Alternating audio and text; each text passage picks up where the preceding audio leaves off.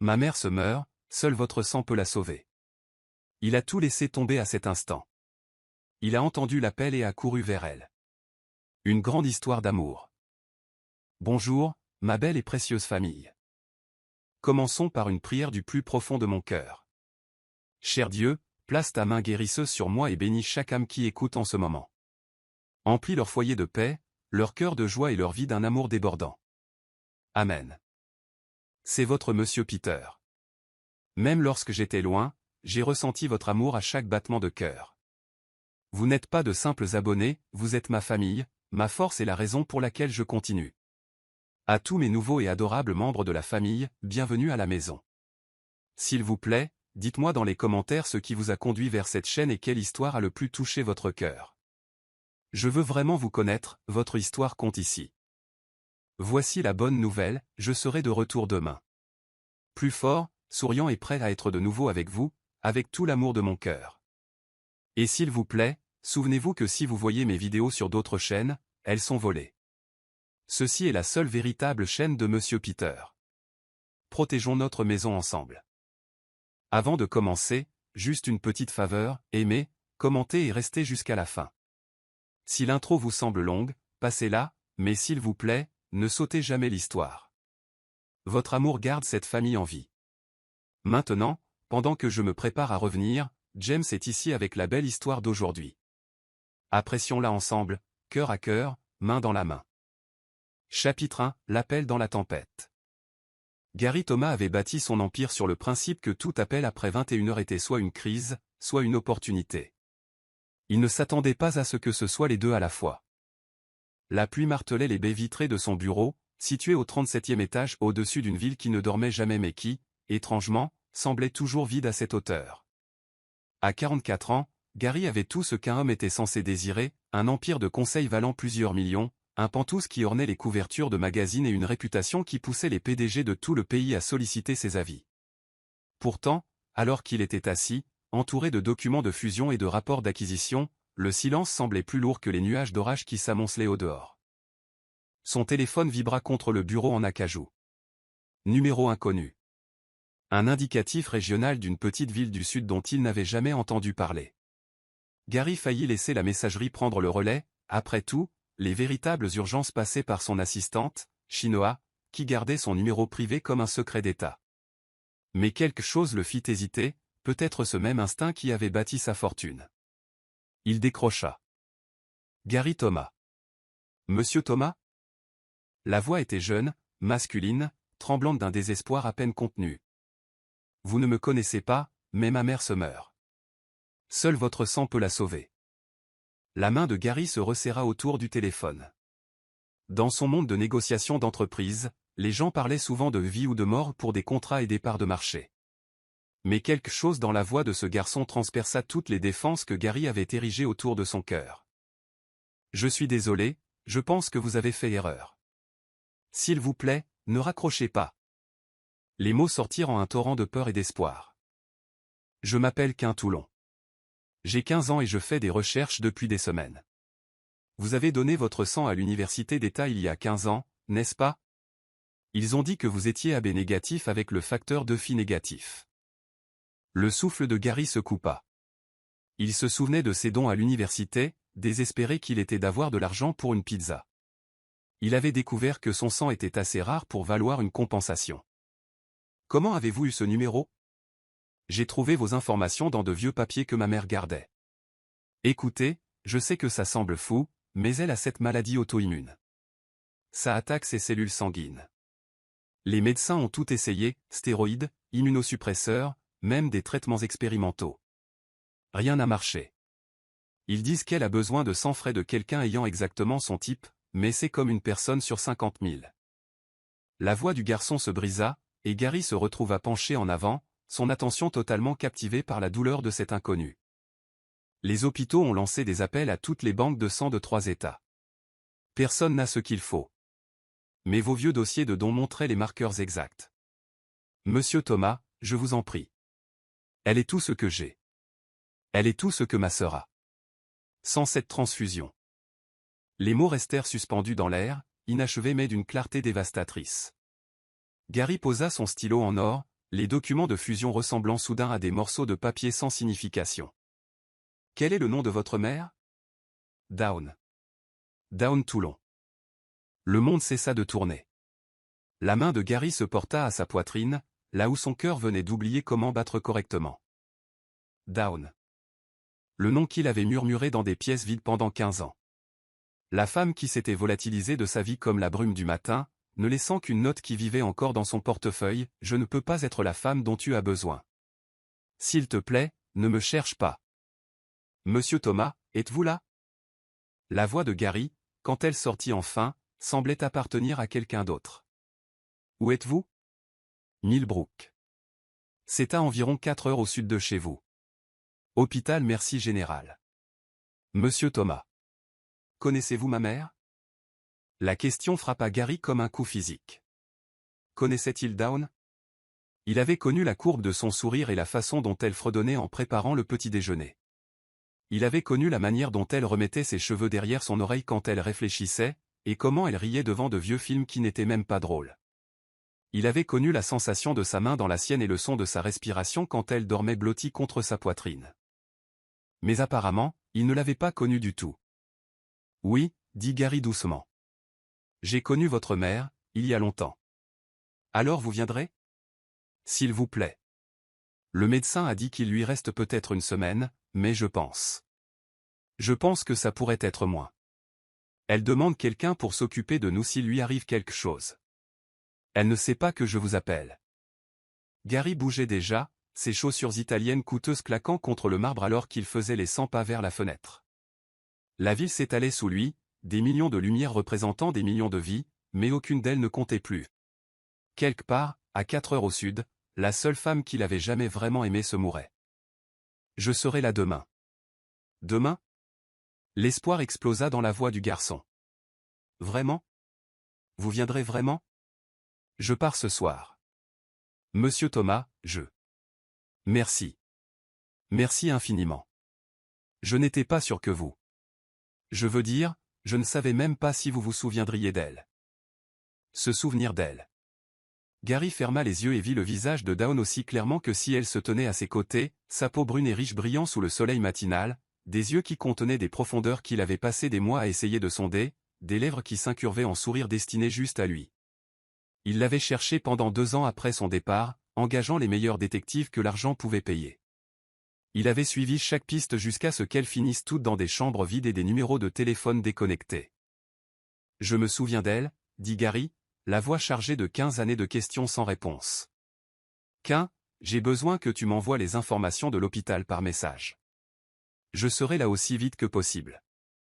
Je le ferai. Et Monsieur Thomas. Merci de ne pas avoir raccroché.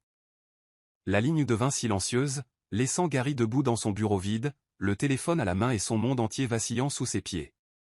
Dehors, la tempête s'intensifiait, la foudre illuminant le ciel en brefs éclairs brillants qui lui rappelaient la dernière nuit passée avec Dawn. Elle avait eu peur du tonnerre, et il l'avait tenue serrée contre lui pendant qu'elle chuchotait ses rêves sur leur avenir ensemble. Gary se mit en mouvement avec l'efficacité qui avait bâti son empire, mais maintenant, chaque action servait un maître différent. Il appela Chinoa, la réveillant malgré l'heure tardive. « Monsieur, tout va bien? » Annulez tout. Toutes les réunions, l'acquisition Morrison, la présentation au conseil vendredi. Tout. Monsieur, l'affaire Morrison se conclut vendredi. Si nous ne la gérons pas vous-même ou ne la reportons pas, je me fiche de l'affaire Morrison. Le silence à l'autre bout du fil en disait long. En 15 ans, Gary n'avait jamais annulé une affaire majeure. Sa réputation était bâtie sur la fiabilité, sur le fait d'être l'homme qui se présentait quoi qu'il arrive. Combien de temps serez-vous parti? Demanda Chinoa avec prudence. Gary regarda autour de son bureau. Les récompenses alignées sur les murs, les photos avec des politiciens et des célébrités, preuve d'une vie bâtie sur le succès et l'ambition. Plus rien de tout cela ne semblait réel. Je ne sais pas. Il fit un sac unique, ses mains bougeant automatiquement tandis que son esprit chancelait sous les souvenirs. Le rire de Dawn résonnant dans son appartement d'étudiant. La façon dont elle se pelotonnait dans son fauteuil de lecture, des manuels éparpillés autour d'elle comme des pétales de fleurs. Sa voix douce et certaine la nuit où elle lui avait dit qu'elle l'aimait. Et puis le matin où il s'était réveillé pour découvrir qu'elle était partie. Rien ne restait, sauf des draps froissés et une note qui avait déchiré son monde. Gary chargea son sac dans sa BMW et sortit du garage pour s'engager dans la tempête. La pluie fouettait le pare-brise alors qu'il conduisait à travers les rues vides, se dirigeant vers l'autoroute qui le ramènerait à la seule femme qui lui avait jamais fait comprendre ce que le mot maison signifiait vraiment. Dans 4 heures, il reverrait Dawn. Il appuya plus fort sur l'accélérateur, fonçant à travers la nuit vers une chambre d'hôpital où le passé et le présent étaient sur le point d'entrer en collision. Là où une femme qu'il n'avait jamais cessé d'aimer gisait mourante, et où un garçon de 15 ans qu'il avait appelé à l'aide pourrait bien être le fils qu'il n'avait jamais su avoir. La tempête le suivit vers le sud, la foudre illuminant la route devant lui en éclairs crus et brillants qui ressemblaient au destin l'appelant à la maison. Chapitre 2, Fantôme à l'hôpital. Les portes automatiques de l'hôpital Merci Général s'ouvrirent dans un murmure, comme une confession, libérant l'odeur antiseptique d'espoir et de chagrin que Gary se rappelait des nuits les plus sombres de son enfance. Il avait conduit à travers la tempête pendant 4 heures, la caféine et l'adrénaline le gardant alerte tandis que la foudre fendait le ciel et que la pluie martelait son pare-brise. Maintenant, debout dans le hall brillamment éclairé par les néons à 6 heures du matin, Gary sentait le poids de 15 années peser sur ses épaules comme une chose physique. Quelque part dans ce bâtiment, Dawn se battait pour sa vie. Et il était sur le point de voir la femme qui avait hanté ses rêves et façonné chaque relation qui avait échoué depuis son départ. Monsieur Thomas ? Gary se tourna pour trouver un jeune homme se levant d'une chaise en vinyle près du bureau d'information. Le garçon était grand et mince, avec ce genre d'athlétisme naturel qui suggérait des terrains de basket et des matchs le week-end. Mais ce fut son visage qui arrêta le cœur de Gary, la mâchoire forte que Gary voyait dans son propre miroir, les yeux intelligents qui contenaient la chaleur de Dawn mais portaient une gravité parlant de responsabilités endossées trop jeunes. Qu'un ? Oui, monsieur. Le garçon tendit la main avec cette politesse formelle qui venait d'une éducation par une mère célibataire croyant que les manières comptaient. Merci d'être venu. Je n'étais pas sûr. Je veux dire, quand j'ai appelé, je pensais peut-être que. Je t'ai dit que je serais là. Gary serra la main du garçon, surpris par la poigne ferme et la façon dont Quin soutenait son regard directement.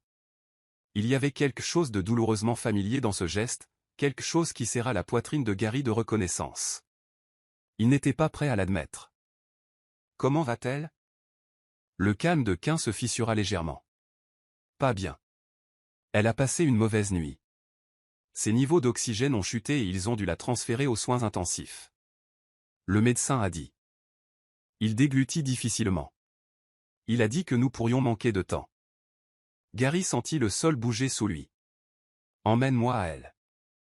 Ils marchèrent à travers des couloirs peints de pastels apaisants qui ne trompaient personne, passant devant des chambres où des familles veillaient et où l'espoir se mesurait au bip régulier des moniteurs.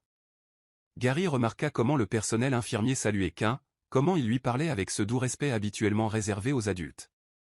Ce garçon vivait dans les hôpitaux, réalisa Gary, regardant sa mère se battre pour sa vie tout en essayant de maintenir leur petite famille unie. Monsieur Thomas, dit Quin alors qu'ils attendaient l'ascenseur. Puis-je vous demander quelque chose ? Bien sûr. À quel point connaissiez-vous ma mère ? Gary regarda ce jeune homme qui portait sa mâchoire et les yeux de Dawn, et sentit la vérité planer entre eux comme un pont attendant d'être traversé. Mais ce n'était pas à lui de faire cette révélation, pas encore. Nous sortions ensemble à l'université. C'était sérieux entre nous. Quin hocha lentement la tête, traitant cette information avec cette réflexion prudente qui rappelait douloureusement à Gary lui-même à cet âge. Les portes de l'ascenseur s'ouvrirent au 4e étage et Gary suivit Quin dans un couloir plus calme, où l'éclairage était plus doux et le son des moniteurs créait une symphonie subtile de vie en suspens. La chambre 427 se trouvait au bout du couloir, sa porte partiellement ouverte révélant le chaos contrôlé de la vie aux soins intensifs. Elle est là-dedans, dit Quin doucement. Mais monsieur Thomas. Elle ne sait pas que je vous ai appelé. Et elle pourrait ne pas être heureuse de vous voir. Gary hocha la tête, comprenant plus que le garçon ne le réalisait. Dawn l'avait quitté une fois sans explication, il n'y avait aucune raison de croire que sa présence serait bienvenue maintenant, même si elle pouvait lui sauver la vie. Il s'approcha de l'embrasure de la porte lentement, son cœur martelant ses côtes comme un oiseau en cage. À travers l'ouverture, il pouvait voir un lit d'hôpital entouré de machines qui clignotaient et bourdonnaient avec une précision mécanique. Et là, paraissant incroyablement petite sous les draps blancs, se trouvait Dawn. 15 années s'étaient effondrées dans le néant. Elle était plus mince que dans son souvenir, sa riche peau brune paraissant presque translucide contre les draps crus de l'hôpital. Ses cheveux, autrefois assez longs pour frôler ses épaules, étaient maintenant coupés dans un style court et pratique qui encadrait son visage comme un halo sombre. Même inconsciente, même luttant pour sa vie, elle restait la plus belle femme que Gary ait jamais vue. Dawn, chuchota Teil, sa main se levant pour toucher la vitre qui séparait le couloir de sa chambre. Elle dut entendre quelque chose, le son de son nom, ou peut-être juste la présence de quelqu'un de familier car ses paupières papillonnèrent puis s'ouvrirent. Son regard trouva le sien à travers l'embrasure de la porte, et Gary vit la reconnaissance la frapper comme un coup physique. Son moniteur cardiaque commença à biper plus vite, la ligne verte formant des motifs erratiques qui firent accourir une infirmière à son chevet. « Dawn, chérie, vous devez rester calme », dit l'infirmière en vérifiant les machines avec efficacité. Pavati Nakamura, selon son badge, était une petite femme aux yeux bienveillants et aux mains douces. « Votre rythme cardiaque est élevé. Avez-vous mal ?» Le regard de Dawn ne quitta jamais le visage de Gary. Ses lèvres bougèrent, formant des mots trop bas pour qu'il les entende, mais le moniteur racontait assez clairement l'histoire de sa détresse. Gary recula de l'embrasure, mais il était trop tard. Dawn l'avait vu, et le choc était inscrit dans le rythme erratique de son cœur et la façon dont ses mains agrippaient les barrières du lit, comme si elle essayait de s'ancrer à la réalité. « Je pense que je devrais partir, » dit Gary à Quint. Mais le garçon attrapa son bras. « Non, s'il vous plaît. Elle a besoin de votre sang. Quoi qu'il se soit passé entre vous deux, elle a besoin de vous maintenant. » Le docteur Lonan Blackwell apparut comme invoqué, un homme distingué dans la cinquantaine aux cheveux argentés, dégageant cette autorité calme qui vient d'années passées à annoncer des nouvelles impossibles avec compassion. Il regarda Gary et Quint avec des yeux connaisseurs. « Vous devez être Monsieur Thomas. Je suis le docteur Blackwell. Quint m'a parlé de votre groupe sanguin. De quoi a-t-elle besoin? Une transfusion complète, peut-être plusieurs sessions. Son corps attaque ses propres globules rouges plus vite que nous ne pouvons les remplacer avec des donneurs standards. Nous avons besoin de sang avec des marqueurs très spécifiques, AB négatif avec l'antigène de Phi négatif et une variante rare RH. » Gary hocha la tête, remontant déjà sa manche. « Testez-moi maintenant. Nous devrons effectuer un panel de compatibilité complet, mais d'après vos anciens dossiers de dons, vous devriez être un match parfait. » Alors qu'il se préparait à prélever son sang, Gary put entendre la voix de Dawn depuis sa chambre, faible mais insistante. « Je ne veux pas de lui ici. S'il vous plaît, faites-le partir. » Les mots frappèrent Gary, mais il garda le bras tendu alors que l'aiguille glissait dans sa veine. Son sang coulait dans des flacons qui détermineraient s'il pouvait sauver la femme qui n'avait jamais voulu le revoir. « Pourquoi » demanda-t-il doucement au docteur Blackwell. « Pourquoi refuserait-elle de l'aide si elle sait qu'elle se meurt? » La peur, répondit le médecin avec la sagesse de quelqu'un qui avait vu l'orgueil et la terreur lutter pour la suprématie d'innombrables fois. Parfois, les gens préfèrent mourir plutôt que d'affronter les choses qui les effraient le plus. Gary regarda vers la chambre de Dawn, où il pouvait voir son profil contre l'oreiller, son visage détourné de la porte. Elle avait peur de lui. Après toutes ces années, après tout ce qu'ils avaient partagé, sa présence la terrifiait plus que la mort elle-même. « Les résultats prendront environ 1 heure, » dit le docteur Blackwell en étiquetant les flacons avec précision. « Mais monsieur Thomas, je dois vous préparer. Même si vous êtes un match parfait, elle est très malade. Il ne s'agit pas seulement de remplacer son sang, son système immunitaire est dans le chaos. La guérison prendra du temps, si elle vient. » Je comprends. Vraiment?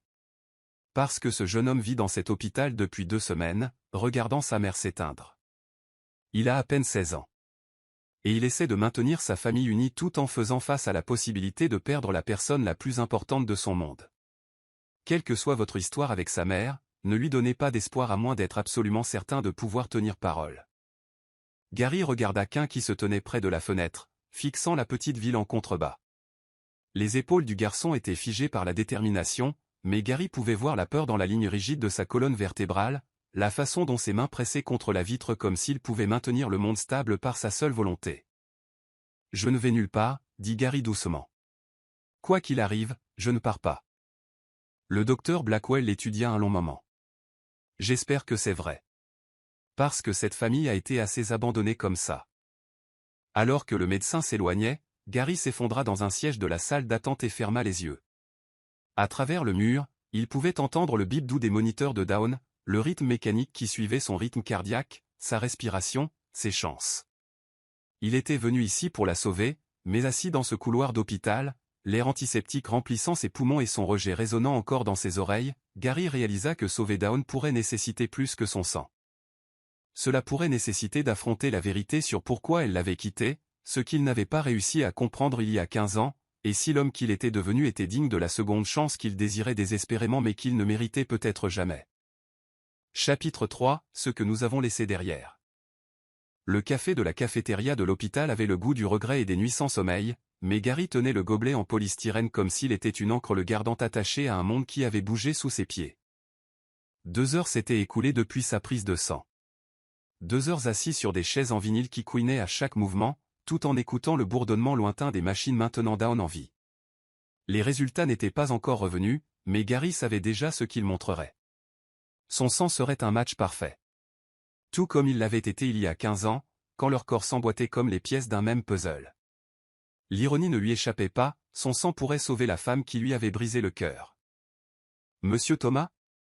Gary leva les yeux pour trouver une femme s'approchant de sa table, sa présence commandant l'attention même dans l'environnement stérile de la cafétéria.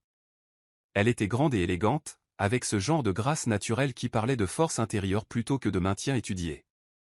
Sa peau foncée avait une chaleur qui lui rappelait douloureusement Dawn, et ses yeux détenaient l'intelligence perspicace de quelqu'un qui avait passé des années à lire les vérités profondes des gens. « Je suis Ayanna Beaumont », dit-elle en s'installant sur la chaise en face de lui sans attendre d'invitation.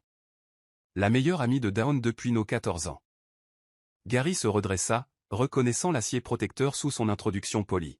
« Vous savez qui je suis. »« Oh, je sais exactement qui vous êtes, Gary Thomas. Je suis celle qui a tenu bon pendant qu'elle a pleuré pendant 3 mois après que vous ayez disparu de sa vie. Je suis celle qui l'a conduite à la clinique quand elle a découvert qu'elle était enceinte et qu'elle avait trop peur d'y aller seule. Je suis celle qui l'a aidée à emballer toute sa vie et à déménager dans une nouvelle ville où personne ne poserait de questions sur le père du bébé. » Chaque mot frappa Gary comme un coup. Enceinte. Dawn était enceinte quand elle l'avait quitté. « Je n'ai pas disparu, » dit Gary doucement, la voix rauque de choc. Elle m'a quitté. Je me suis réveillé un matin et elle était partie. Juste une note disant qu'elle ne pouvait pas être la femme dont j'avais besoin. Ayanna l'étudia avec ce regard pénétrant venant d'années de travail avec des gens en crise. En tant que travailleuse sociale, elle avait appris à voir à travers les façades soigneusement construites pour atteindre la douleur en dessous. Vous êtes-vous jamais demandé pourquoi elle est partie? Chaque jour pendant 15 ans. Mais y avez-vous vraiment réfléchi? À ce qui aurait pu l'effrayer assez pour fuir l'homme qu'elle prévoyait d'épouser. Les mains de Gary se resserrèrent autour de sa tasse de café. Nous parlions de mariage. Nous faisions des plans. J'allais faire ma demande après la remise des diplômes, une fois mon entreprise établie. Nous discutions d'attendre quelques années pour avoir des enfants, pour nous assurer d'être financièrement stables d'abord. Ah. Ayanna se recula dans sa chaise, et Gary vit la compréhension vaciller dans ses yeux. Voilà. Voilà quoi. Le moment où vous l'avez perdu sans même vous en rendre compte. Gary avait l'impression d'essayer de résoudre un puzzle avec la moitié des pièces manquantes. Je ne comprends pas, elle était déjà enceinte, Gary. Quand vous faisiez vos plans minutieux sur le fait d'attendre quelques années pour les enfants, elle portait votre bébé et était terrifiée à l'idée de vous le dire parce que vous aviez clairement fait savoir qu'un enfant perturberait votre calendrier. Les mots frappèrent Gary comme un train de marchandises. Il posa sa tasse avec des mains tremblantes, son esprit courant vers ses dernières semaines avec Dawn. Y avait-il eu des signes? Des moments où elle semblait distante, inquiète, comme si elle portait un secret trop lourd à partager? Elle pensait que je ne voudrais pas du bébé? Elle pensait que vous le verriez comme une erreur. Un inconvénient. Quelque chose qui ferait dérailler votre avenir soigneusement planifié. Gary enfouit son visage dans ses mains, 15 années de confusion se cristallisant soudainement en une clarté dévastatrice. Dawn n'était pas partie parce qu'elle ne l'aimait pas. Elle était partie parce qu'elle l'aimait trop pour le piéger avec une responsabilité pour laquelle il avait explicitement dit ne pas être prêt. J'aurais voulu notre enfant, dit-il doucement. J'aurais voulu n'importe quel enfant qui venait d'elle. Vraiment? La voix d'Ayanna était douce mais intransigeante. Parce que le Gary Thomas qu'elle m'a décrit était ambitieux, déterminé, complètement concentré sur la construction de son empire. Un homme qui avait sa vie planifiée par tranches de 5 ans et qui n'appréciait pas les surprises. Gary voulut le nier, mais les mots restèrent coincés dans sa gorge parce qu'ils étaient vrais. À 29 ans, il avait été focalisé sur le succès, sur la construction du genre d'entreprise qui le distinguerait de son éducation de classe moyenne. Il avait aimé Dawn complètement.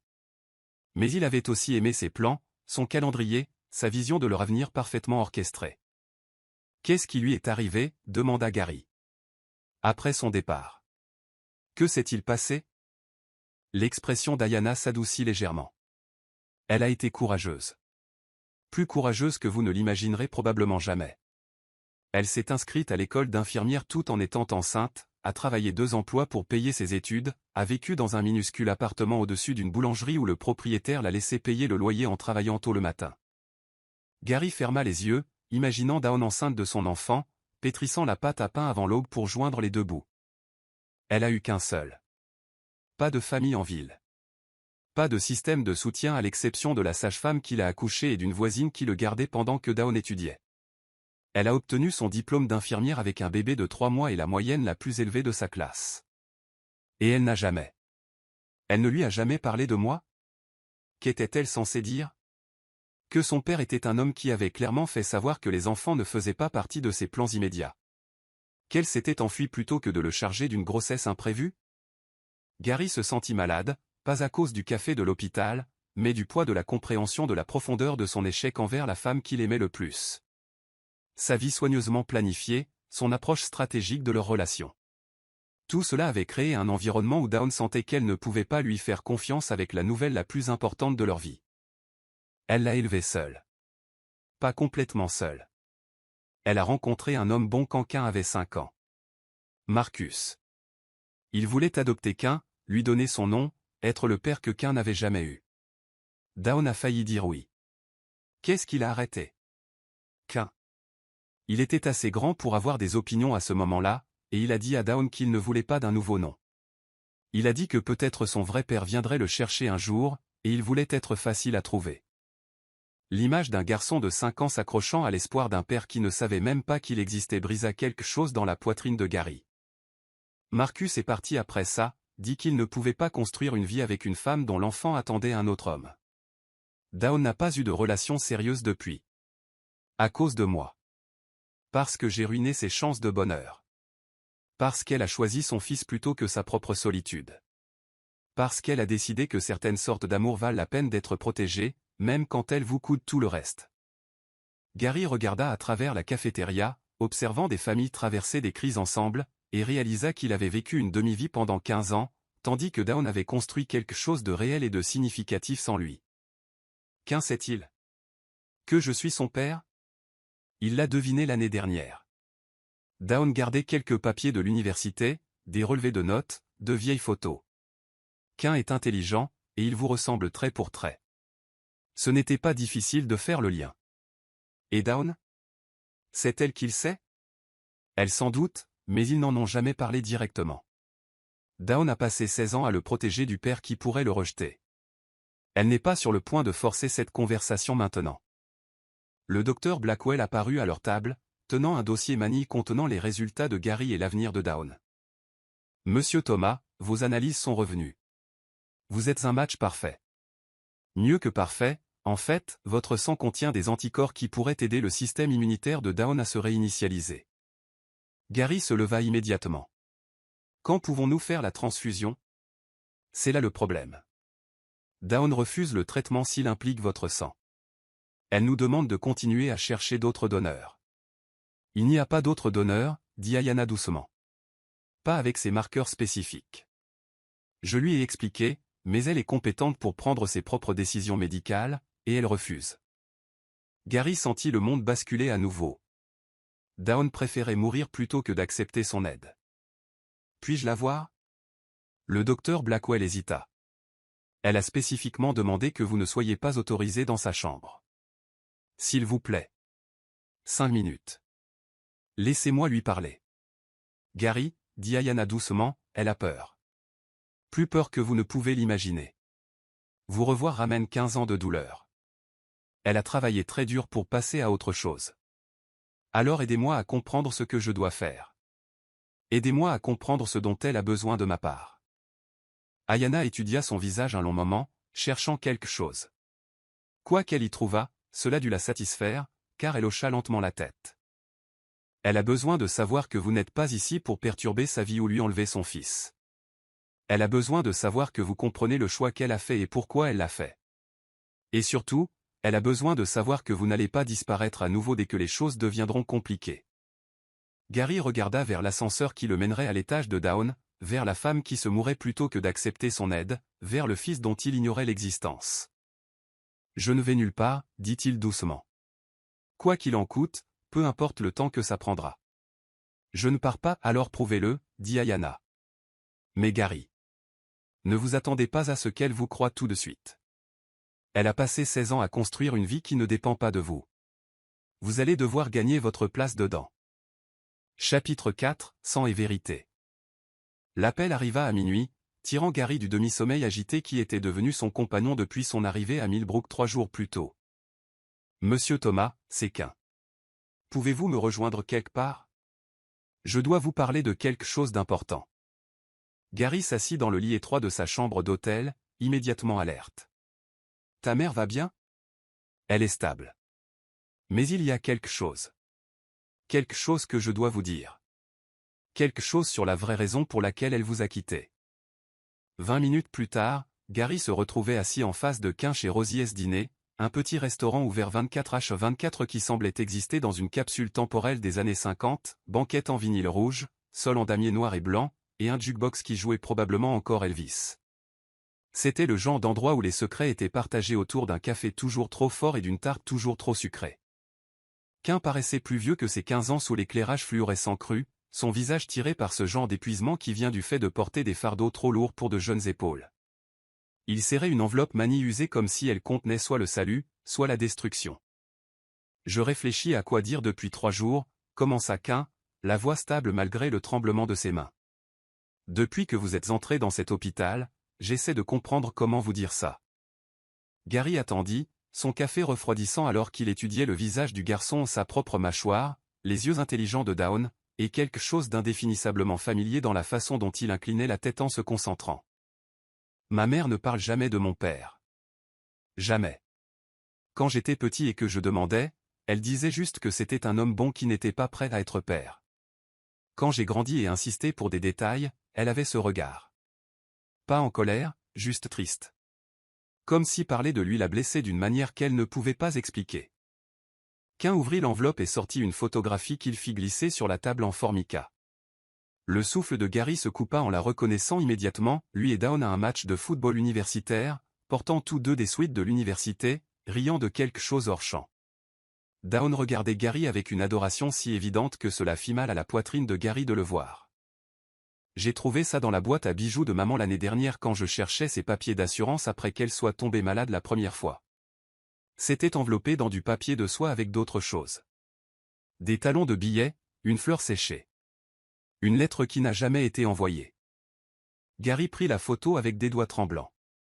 Il se souvenait parfaitement de ce jour, leur équipe avait gagné en prolongation et ils avaient célébré en marchant sur le campus, main dans la main, faisant des plans pour leur avenir qui semblaient aussi solides et certains que le sol sous leurs pieds.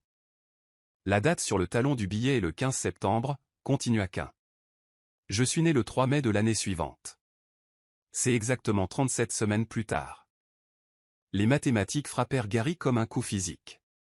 Il fixa ce jeune homme assis en face de lui, voyant soudain non seulement des traits familiers, mais l'image complète qu'il formait, la façon dont les mains de Quin bougeaient quand il parlait, gesticulant exactement comme Gary lors de présentations d'affaires, la façon analytique dont il abordait les problèmes, l'intensité calme que Gary reconnaissait de sa propre jeunesse. « Tu es mon fils », chuchota Gary. « Je l'ai deviné il y a des mois, mais je n'étais pas sûr jusqu'à ce que je vous voie entrer dans l'hôpital. C'était comme regarder dans le futur, voir à quoi je ressemblerai dans 29 ans. » Gary posa la photo, ses mains tremblant. 15 ans. Il avait un fils depuis 15 ans et ne l'avait jamais su. Tous ses anniversaires manqués, toutes ses pièces de théâtre scolaire, ses matchs de basket et ses histoires du soir. Toutes ces nuits où un petit garçon s'était peut-être demandé pourquoi son père ne voulait pas de lui. Ta mère sait-elle que tu sais? Je pense qu'elle s'en doute. Parfois je la surprends à me regarder comme si elle avait peur que je pose des questions auxquelles elle n'est pas prête à répondre. La voix de Quin se brisa légèrement. Monsieur Thomas. Gary. J'ai besoin de vous demander quelque chose, et j'ai besoin que vous soyez honnête avec moi. Tout ce que tu veux. Si vous aviez su pour moi. M'auriez-vous voulu? La question resta suspendue dans l'air entre eux comme un pont qui pourrait soit les connecter, soit s'effondrer sous le poids de la vérité. Gary regarda ce jeune homme remarquable, intelligent, mature, assez attentionné pour appeler un étranger au milieu de la nuit pour sauver la vie de sa mère et sentit 15 ans de regrets se cristalliser en quelque chose d'aigu et douloureux. Qu'un. J'aurais remué ciel et terre pour faire partie de ta vie. J'aurais tout abandonné, mon entreprise, mes plans, tout pour être ton père. Mais maman ne le pensait pas, non, elle ne le pensait pas. Et je comprends pourquoi. Gary frotta son visage à deux mains, sentant le poids des erreurs de sa jeunesse. J'étais tellement concentré sur la construction de ma carrière, sur ce calendrier rigide que j'avais créé pour notre vie ensemble. Je parlais d'attendre pour avoir des enfants comme s'ils étaient une acquisition d'entreprise pouvant être programmée pour une convenance maximale. Elle avait peur que vous me voyiez comme une erreur. La seule erreur a été la mienne, lui faire sentir qu'elle ne pouvait pas me faire confiance avec la nouvelle la plus importante de nos vies. Qu'un plongea à nouveau dans l'enveloppe et en sortit une lettre. Jaunie par l'âge et usée à force d'avoir été manipulée. C'était avec la photo. C'est adressé à vous, mais elle ne l'a jamais envoyé. Le nom de Gary était écrit sur l'enveloppe de l'écriture soignée de Down, l'encre fanée mais toujours lisible. Son cœur martelait ses côtes alors qu'il regardait Qu'un. Dois-je la lire? Je pense que vous devez. Je pense que nous avons tous les deux besoin de comprendre ce qu'elle pensait quand elle est partie. Les doigts tremblants, Gary ouvrit l'enveloppe et déplia 2 pages de papier cahier couvertes de l'écriture distinctive de Down. La lettre était datée de 3 jours après sa disparition de sa vie. Mon très cher Gary, j'écris cette lettre que je n'enverrai jamais, essayant de trouver les mots pour une conversation que j'ai trop peur d'avoir. Au moment où tu liras ceci, si jamais tu le lis, je serai parti, et tu me détesteras probablement d'être parti sans explication. Je suis enceinte. Enceinte de 8 semaines de ton bébé, et je le sais depuis 2 semaines. 2 semaines à essayer de trouver le courage de te le dire, 2 semaines à répéter des conversations qui finissent toujours par toi me regardant comme si j'avais ruiné tout ce que nous avions prévu. Je sais ce que tu penses, que j'aurais dû te le dire, que tu mérites de savoir, que nous aurions pu trouver une solution ensemble. Et peut-être, dans un monde parfait, c'est ce qui se serait passé. Mais Gary, je t'ai entendu la semaine dernière quand tu parlais du bébé des Peterson qui les gardait éveillés toute la nuit. J'ai vu ton visage quand ta sœur a annoncé sa grossesse, et tu as dit que tu ne pouvais pas imaginer gérer ce genre de chaos en ce moment. Je sais que tu m'aimes, je n'en ai jamais douté. Mais je sais aussi que ton amour vient avec des conditions, des calendriers et des plans quinquennaux. Ce bébé ne rentre pas dans ton emploi du temps. Et je ne peux pas supporter l'idée de te regarder essayer de faire de la place pour quelque chose pour lequel tu n'es pas prêt. Je préfère élever notre enfant seul, sachant qu'il a été voulu complètement, plutôt que de l'élever avec un père qui le voit comme une belle erreur ayant fait dérailler sa vie soigneusement planifiée. Je sais que cela fait de moi une lâche. Je sais que je prends cette décision pour nous deux sans te donner le choix. Mais je sais aussi que certaines sortes d'amour exigent des sacrifices, et parfois le plus grand sacrifice est de s'éloigner.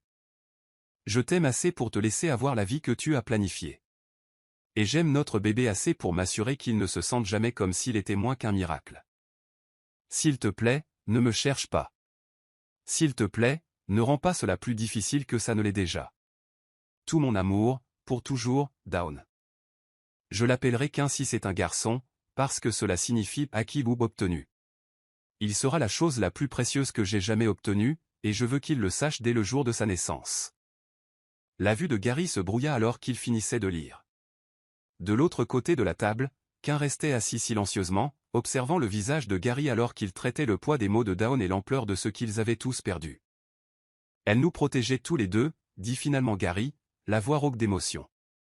Elle pensait qu'elle me sauvait d'une responsabilité que je ne voulais pas, et te sauvait d'un père qui en voudrait à ton existence. Étiez-vous prêt à être père à 29 ans? Gary considéra la question sérieusement, se rappelant l'homme qu'il avait été, ambitieux, déterminé, totalement concentré sur les marqueurs externes du succès. Honnêtement? Probablement pas. Mais j'aurais appris. J'aurais grandi vite parce que je le devais, parce que toi et ta mère méritiez mieux que le garçon que j'étais. Et maintenant? Maintenant je donnerais n'importe quoi pour avoir la chance d'être ton père. Pour rattraper 16 ans d'histoire du soir manqué, de matchs de foot et d'aide aux devoirs. Pour être l'homme dont toi et ta mère aviez besoin depuis le début. Quint sourit pour la première fois depuis que Gary l'avait rencontré, et la ressemblance était si forte qu'elle coupa le souffle de Gary. Il y a autre chose que vous devriez savoir, dit Quint. Maman pose des questions aux infirmières sur vous. Pas directement, mais Pavati m'a dit qu'elle avait demandé si vous étiez toujours en ville, si vous étiez retourné à votre vie en ville. Que as-tu dit? Que j'avais quitté l'hôtel? Le cœur de Gary sombra. Tu lui as dit que j'étais parti? Non. Je lui ai dit que vous aviez quitté l'hôtel. Je n'ai pas mentionné que vous aviez loué la maison sur Maple Street. Celle qui est à 2 rues de notre maison et qui a une vue dégagée sur l'hôpital. Gary fixa ce jeune homme remarquable qui avait hérité de la sagesse de sa mère en plus de la pensée stratégique de son père. Tu veux qu'elle pense que je m'engage à rester, pas juste à visiter. Je veux qu'elle sache que vous ne partirez pas, dit Quint. Parce que je pense. Je pense qu'elle a peur de vous laisser la sauver parce qu'elle ne sait pas si elle pourra vous survivre en vous voyant partir une seconde fois. Alors qu'il quittait le dîner, sortant dans les rues calmes de Millbrook sous une voûte d'étoiles qui semblait incroyablement brillante après des années de vie citadine, Gary réalisa qu'il n'apprenait pas seulement à connaître son fils. Il apprenait à connaître l'homme que son fils était déjà devenu. Et pour la première fois depuis son arrivée dans cette petite ville, Gary commença à croire que peut-être il n'était pas trop tard pour devenir le père qu'il aurait dû être depuis le début. Chapitre 5, la veillée. La maison sur Maple Street avait probablement été charmante autrefois, à l'époque où des familles au nom comme Henderson et McCarthy remplissaient ses pièces de rire et de l'odeur des dîners du dimanche. Maintenant, elle se dressait comme un testament aux besoins pratiques plutôt qu'aux rêves. Propre mais impersonnelle, meublée avec ce genre de pièces génériques venant avec les locations de courte durée. Gary se tenait dans le salon, regardant par la fenêtre avant qui offrait une vue dégagée sur l'hôpital Mercy Général, 2 rues plus loin, et réalisa qu'il installait le premier vrai foyer qu'il avait depuis que Dawn l'avait quitté il y a 15 ans. Son Pentouse avait été beau, cher, parfaitement aménagé, mais n'avait jamais été un foyer.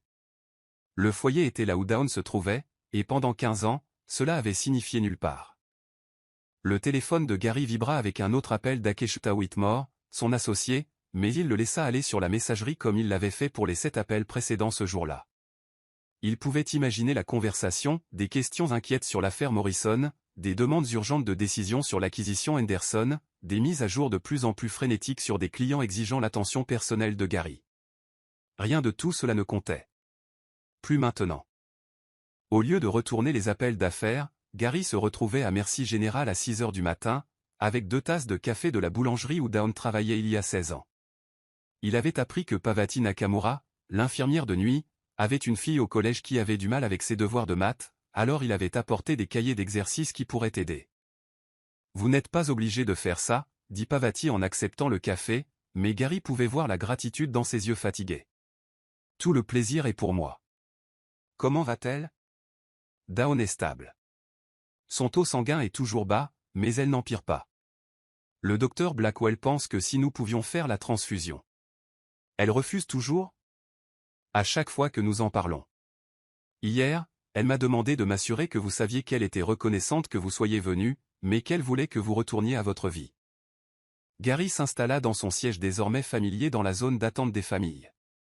Lui avez-vous dit que je ne partais pas? Je lui ai dit que certaines personnes valent la peine d'attendre, même quand elles ne veulent pas être attendues. Au cours des jours suivants, Gary établit une routine tournant entièrement autour du rythme de l'hôpital. Il apprit quelles infirmières travaillaient à quel quart, apporta du café pour le personnel de garde, et réussit d'une manière ou d'une autre à diriger son entreprise multimillionnaire depuis une chaise de salle d'attente, n'utilisant rien d'autre que son ordinateur portable et une détermination inébranlable. Shinoa Cross, son assistante, gérait la plupart des opérations quotidiennes avec ce genre de compétences qui rappelait à Gary pourquoi il l'avait embauché 5 ans auparavant. Mais les décisions plus importantes, les mouvements stratégiques nécessitant son attention personnelle, s'empilaient comme des nuages d'orage à l'horizon. « Gary, tu dois revenir », dit Akeshita lors d'une de leurs vidéoconférences. L'affaire Morrison s'effondre. L'acquisition Henderson a une date limite que nous allons manquer. Le conseil pose des questions auxquelles je ne sais pas répondre. Gary leva les yeux de son ordinateur pour voir qu'un marchait dans le couloir de l'hôpital, revenant de sa visite quotidienne avec sa mère.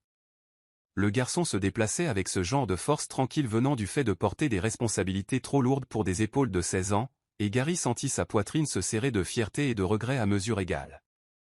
Gère l'affaire Morrison comme tu le juges bon. Reporte Henderson. Et dis au conseil que je prends un congé sabbatique. Un congé sabbatique? Gary, tu ne prends pas de congé. Tu n'as jamais pris de congé. Tu as une fois mené une négociation de fusion depuis un lit d'hôpital avec une intoxication alimentaire. Les choses changent. Cet après-midi-là, Gary se retrouva à la cafétéria de l'hôpital avec Bodway Toulon, le frère cadet de Dawn.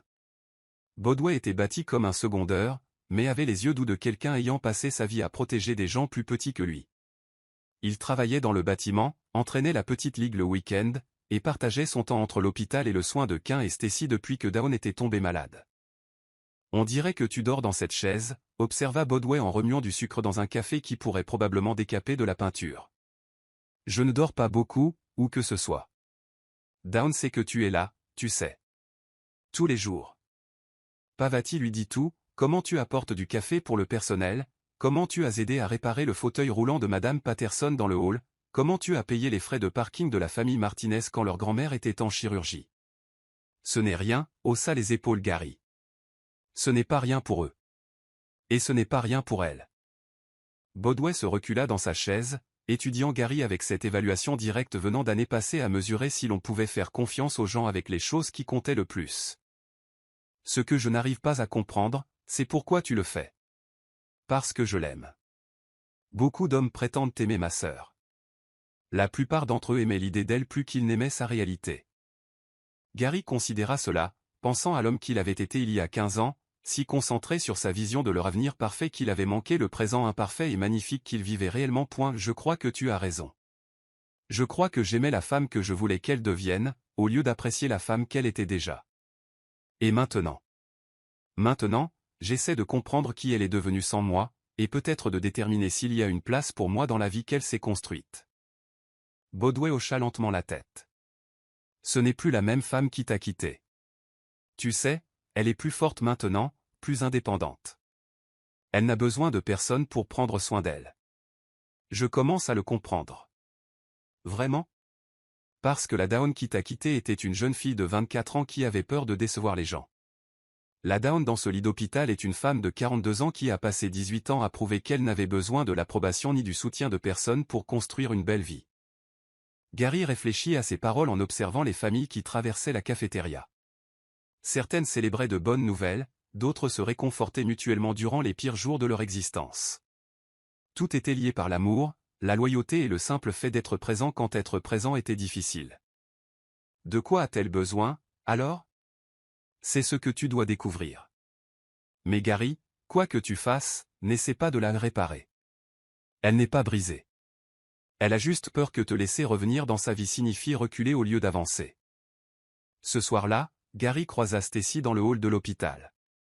La fille de 14 ans de Dawn était recroquevillée dans un fauteuil au coin de la pièce, censée faire ses devoirs, mais fixant en réalité le soleil couchant par la fenêtre. Elle avait l'intelligence féroce de sa mère et sa propre marque de scepticisme protecteur. Ma mère a posé des questions sur toi, dit Stacy sans préambule alors que Gary s'asseyait à proximité. Quel genre de questions? Si tu restes vraiment ou si tu es juste de passage. Si tu as une famille en ville. Si tu es le genre d'homme qui tient ses promesses. Gary sentit le poids de 16 années de questions auxquelles il n'avait jamais eu la chance de répondre. Qu'est-ce que tu lui as dit? Je lui ai dit que je ne savais pas encore. Qu'il était trop tôt pour dire quel genre d'homme tu es vraiment. Stacy ferma son manuel scolaire et le regarda droit dans les yeux. Mais je t'observe depuis une semaine maintenant. Tu restes assis dans cette salle d'attente 12 heures par jour, même si elle refuse de te voir. Tu apportes du café aux infirmières qui font des gardes de 18 heures.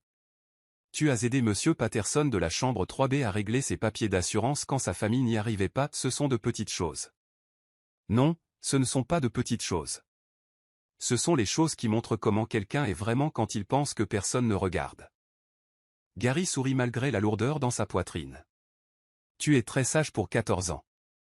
J'ai dû grandir vite. Quand ta mère tombe souvent malade et que ton frère doit travailler après l'école pour aider à payer les factures, tu apprends assez vite à voir les gens tels qu'ils sont. Et que vois-tu quand tu me regardes? Stacy considéra la question avec ce genre de réflexion sérieuse qui rappelait douloureusement Dawn à Gary. Je vois quelqu'un qui essaie de rattraper le temps perdu. Mais je vois aussi quelqu'un qui ne sait pas trop comment le faire sans tout gâcher à nouveau.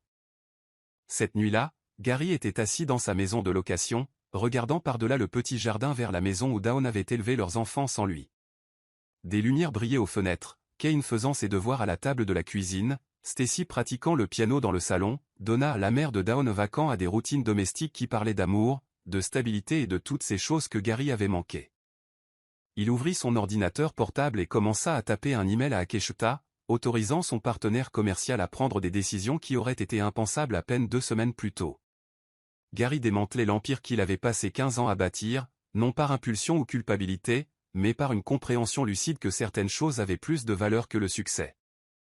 Son téléphone sonna. Le numéro de Dawn. Pendant un instant, le cœur de Gary bondit d'espoir qu'elle soit enfin prête à lui parler. Au lieu de cela, c'était la voix de Kane, serrée par la peur. « Gary? Est-ce que tu peux venir à l'hôpital? Quelque chose ne va pas avec maman. » Gary était dehors avant même que Kane ait fini de parler, courant à travers les rues silencieuses de Millbrook vers l'hôpital où la femme qu'il n'avait jamais cessé d'aimer se battait pour sa vie. Et où son fils attendait le père qu'il avait appelé dans l'obscurité. Chapitre 6, la première demande. Dawn était réveillé lorsque Gary fit irruption par les portes de l'unité de soins intensifs. Ses yeux sombres étaient alertes et concentrés d'une manière qu'ils n'avaient pas été depuis son arrivée à Millbrook 2 semaines plus tôt. La crise était passée. Le docteur Blackwell expliqua que le corps de Dawn avait enfin répondu aux médicaments, son système immunitaire cessant son assaut destructeur sur ses cellules sanguines. Ses taux se stabilisaient, ses couleurs revenaient et, pour la première fois depuis que Gary l'avait vue dans ce lit d'hôpital, elle semblait pouvoir réellement survivre. La transfusion n'est plus urgente, dit doucement le docteur Blackwell à Gary alors qu'il se tenait devant la chambre de Dawn. Son corps semble se guérir de lui-même. Ce n'est pas courant, mais cela arrive parfois, le système immunitaire arrête simplement d'attaquer. Gary ressentit un mélange de soulagement et de perte. Soulagement que Dawn aille vivre, mais perte car son sang n'était plus nécessaire à sa survie. La seule chose qu'il pouvait lui offrir, la seule façon dont il pouvait lui sauver la vie, n'était plus requise. « Puis-je la voir ?» Le docteur Blackwell hésita. « Elle a demandé à vous voir. » « Mais Gary. Elle a traversé beaucoup d'épreuves. »« N'espérez pas, je sais. » Gary poussa la porte de la chambre 427 et entra dans l'espace qui était devenu le centre de son univers. Dawn était assise dans son lit, déconnectée de l'effrayant arsenal de machines qui l'avait maintenue en vie. Elle paraissait fragile mais alerte, et quand elle le vit, son expression fut indéchiffrable. « Bonjour, Gary. » Sa voix était enrouée à cause du tube respiratoire qui avait été retiré ce matin-là, mais c'était toujours la voix qui avait hanté ses rêves pendant 15 ans. « Bonjour, Dawn. » Ils se regardèrent à travers la chambre d'hôpital, 15 années de séparation suspendues entre eux comme un canyon peut-être impossible à franchir. « Kane m'a dit que tu étais là tous les jours, dit finalement Dawn. Je t'avais dit que je ne partais pas, les gens disent beaucoup de choses dans les hôpitaux. La crise rend tout plus dramatique que ça ne l'est vraiment. » Gary s'approcha de son lit, notant comment elle suivait ses mouvements d'un regard méfiant. Elle avait peur de lui, réalisa-t-il. Pas physiquement peur, mais peur de ce que sa présence pouvait signifier, des changements qu'elle pourrait apporter à la vie qu'elle avait soigneusement construite.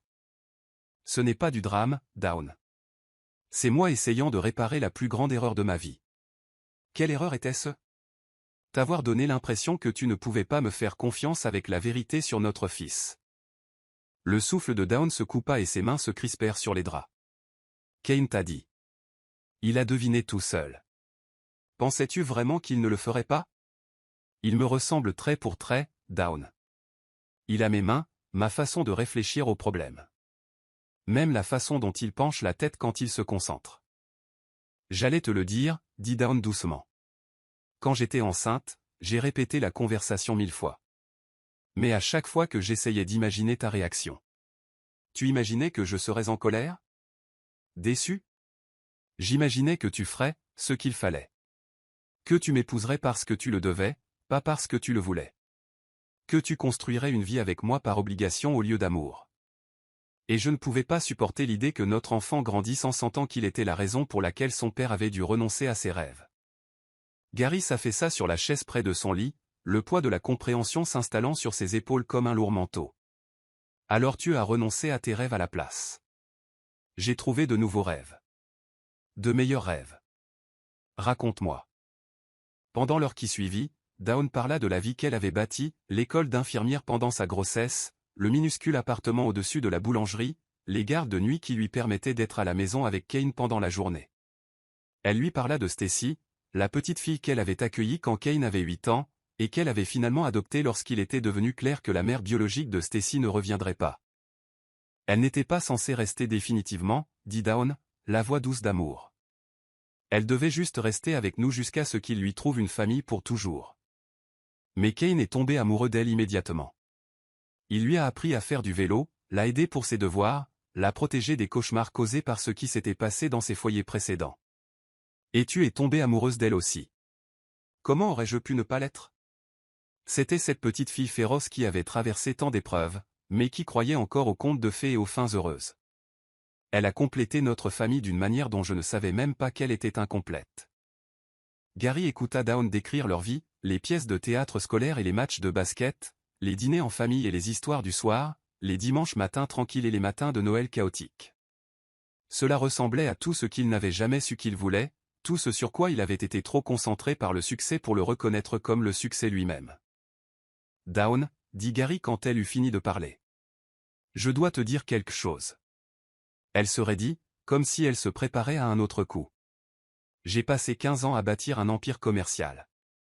J'ai plus d'argent que je ne pourrais en dépenser en 3 vies. J'ai un Pantouse en ville, une maison dans les Hantons, plus de succès que je n'en ai jamais rêvé quand nous étions à l'université. Je suis heureuse pour toi. Rien de tout cela ne signifie quoi que ce soit. Rien de tout cela n'a jamais rien signifié, parce que le seul succès qui comptait était celui que j'ai perdu quand tu es sorti de ma vie. Les yeux de Dawn s'emplirent de larmes, mais elle ne parla pas. Gary plongea la main dans la poche de sa veste et en sortit une petite boîte en velours. Les yeux de Dawn s'écarquillèrent alors qu'il l'ouvrait, révélant une bague qui ne ressemblait en rien à celle qu'il aurait choisie il y a 15 ans. Ce n'était pas une question de taille ou de prix. C'était un simple solitaire sur un anneau en platine, élégant et intemporel, choisi spécifiquement pour la femme que Dawn était devenue plutôt que pour la jeune fille qu'elle avait été. « Épouse-moi, Dawn. » Les mots planèrent dans l'air entre eux comme une prière et une supplique. « Gary, je sais que j'arrive avec 15 ans de retard. Je sais que je t'ai fait défaut quand tu avais le plus besoin de moi. Mais je suis là maintenant, et je ne vais nulle part. Épouse-moi. Laisse-moi être le mari que tu as mérité tout du long, le père que Kane aurait dû avoir dès le début. » Gary glissa de sa chaise pour mettre un genou à terre à côté de son lit d'hôpital, tenant l'écrin comme une offrande. « Je déménagerai ici définitivement. Je vendrai mon entreprise s'il le faut. J'entraînerai l'équipe de basket de Kane, j'aiderai Stacy pour ses devoirs, et je prendrai soin de toi comme tu as pris soin de tout le monde ces 15 dernières années. » Dawn fixait la bague, les larmes ruisselant sur son visage. Pendant un instant, Gary s'autorisa à espérer qu'elle l'envisageait. Il pouvait voir le désir dans ses yeux, cette partie d'elle qui n'avait jamais cessé de l'aimer malgré tout. « Tu penses que tu peux juste débarquer et tout réparer avec une demande en mariage ?» La voix de Dawn était calme, mais ferme. « Je pense que je peux passer le reste de ma vie à essayer de rattraper les années que j'ai perdues. Et que se passera-t-il quand ton entreprise aura besoin de toi? Quand un contrat deviendra plus important que les réunions parents-prof et les récitals de danse? Ça n'arrivera pas, c'est arrivé avant, dit Dawn, la voix douce mais résolue. Tu avais des priorités à l'époque, et elles n'incluaient pas une petite amie enceinte qui te retiendrait. Je ne savais pas, je ne pouvais pas prendre le risque de te le dire et de te regarder choisir ta carrière plutôt que notre bébé. Dawn se détourna de lui, regardant par la fenêtre la petite ville qui était devenue son foyer. Je ne ferai pas subir cette incertitude à mes enfants. Gary sentit son cœur se briser à nouveau, mais cette fois, il comprit. Il demandait à Dawn de lui faire confiance sur la base de promesses et de bonnes intentions. Mais elle avait besoin de plus que ça. Elle avait besoin de la preuve que l'homme qu'il était devenu était différent de celui qu'il avait été. Dawn, s'il te plaît. Gary, j'ai besoin que tu m'écoutes très attentivement. Elle se tourna pour lui faire face, le regard clair et déterminé. Je t'aime. Je n'ai jamais cessé de t'aimer. Mais l'amour ne suffit plus. Je ne peux pas épouser quelqu'un juste parce que nous nous aimons et que nous avons un enfant ensemble. Alors de quoi as-tu besoin? J'ai besoin de savoir que tu choisis cette vie. Que tu la choisis vraiment, pas juste que tu fuis ton ancienne vie. J'ai besoin de savoir que tu comprends ce que tu demandes. Ce n'est pas une romance de conte de fées, Gary. C'est faire les courses, les rendez-vous chez l'orthodontiste et des adolescents qui claquent les portes quand ils sont en colère. Gary se leva lentement, la boîte toujours à la main. Je veux tout ça. Les jours ordinaires, les moments difficiles, tout. Tu penses le vouloir, mais tu es ici depuis 2 semaines. Tu as mis toute ta vie en pause. Mais que se passera-t-il quand ton ancienne vie te manquera, quand la vie dans une petite ville ne suffira plus? Ça n'arrivera pas, tu ne peux pas le savoir. Et je ne peux pas risquer le cœur de mes enfants sur des peut-être. Dawn tendit la main et toucha doucement la sienne, ses doigts chauds contre sa peau. J'ai besoin de savoir que tu ne cours pas simplement vers moi. J'ai besoin de savoir que tu cours vers la vie que nous construirions ensemble. Il y a une différence. Et tant que tu ne comprendras pas cette différence, je ne peux pas dire oui. Gary referma l'écrin et le remit dans sa poche, mais il ne s'éloigna pas de son chevet. Que dois-je faire? Tu dois découvrir qui tu es quand tu n'essaies pas de me reconquérir. Tu dois construire une vie ici qui consiste en plus que simplement prouver que tu as changé. Et tu dois le faire sans aucune garantie que j'en ferai un jour partie. Et si je fais ça? Dawn souriait, pendant un instant, elle ressembla à la jeune fille dont il était tombé amoureux à l'université. Alors peut-être que nous aurons quelque chose de réel sur quoi bâtir, au lieu de simples souvenirs et de regrets. En quittant l'hôpital ce soir-là, marchant dans les rues calmes de Millbrook sous une voûte d'étoiles qui semblait incroyablement brillante après des années de vie citadine, Gary réalisa que Dawn venait de lui offrir le cadeau le plus précieux qu'elle pouvait donner. Elle lui avait donné la vérité sur ce que l'amour exigeait réellement, et la chance de prouver qu'il était enfin à ses hommes pour l'offrir. Chapitre 7 – Apprendre à écouter. Le matin où Dawn rentra de l'hôpital, Gary observait depuis la fenêtre de sa cuisine Kane aider sa mère à descendre du siège passager du pick-up de Bodway. Une main prudente sous son coude, il l'aida à franchir les 3 marches de son Porsche. Elle se déplaçait lentement, encore affaiblie par son mois de bataille contre son système immunitaire. Mais il y avait quelque chose dans la tenue de ses épaules qui parlait d'un triomphe silencieux. Elle avait survécu. Elle était chez elle. Et elle l'avait fait comme elle avait tout fait ces 15 dernières années, selon ses propres termes et à sa propre manière. Gary se servit une tasse de café et s'installa à sa table de cuisine, assez près pour voir la maison de Dawn, mais assez loin pour respecter les limites qu'elle avait tracées. Il était à Millbrook depuis 3 semaines maintenant. Et il commençait à comprendre que la proximité n'était pas la même chose que la présence, qu'aimer quelqu'un signifiait apprendre quand s'avancer et quand se retirer. Son téléphone vibra avec un SMS d'Akeshita, l'accord Morrison est officiellement mort. Acquisition Henderson déplacée au 3e trimestre. Réunion du conseil prévue vendredi pour discuter de votre absence prolongée. Vous devez m'appeler. Gary posa le téléphone sans répondre. Que le conseil se réunisse. Qu'il discute de son absence. Pour la première fois de sa vie d'adulte, Gary avait des priorités qui n'avaient rien à voir avec les marges bénéficiaires et les parts de marché. Au lieu de rappeler pour ses affaires, Gary passa sa matinée à apprendre le rythme du foyer de Dawn à distance. Kane partit à 7h30 pour l'école, marchant avec l'assurance tranquille d'un jeune homme qui avait grandi en se sachant aimé et valorisé. Stacy suivit 20 minutes plus tard, son sac à dos chargé de livres et la tête haute avec la fierté particulière d'un enfant qui avait été choisi et revendiqué par une famille qui la voulait. À 9h, Donna Matoulin arriva avec un plat couvert et resta 1 heure, aidant sa fille à gérer la transition de patiente d'hôpital à femme en convalescence. Gary pouvait les voir par la fenêtre de la cuisine, Dawn assise à la table dans un rayon de soleil matinal, tandis que sa mère s'activait dans la cuisine avec ce genre de soins efficaces qui venait de décennies passées à s'occuper des gens qu'elle aimait. Quand Donna partit, Dawn se retrouva seule. Gary attendit 15 minutes, puis traversa le jardin qui séparait leur maison, portant un thermos de café et sa propre incertitude quant à savoir s'il était le bienvenu. Il frappa doucement à la porte d'entrée de Dawn et attendit, écoutant le bruit de ses pas qui approchaient. Elle ouvrit la porte vêtue d'un vieux sweatshirt d'université qui fit se serrer le cœur de Gary de reconnaissance. C'était son sweatshirt, celui qu'elle avait emprunté pendant leur 2e année et jamais rendu.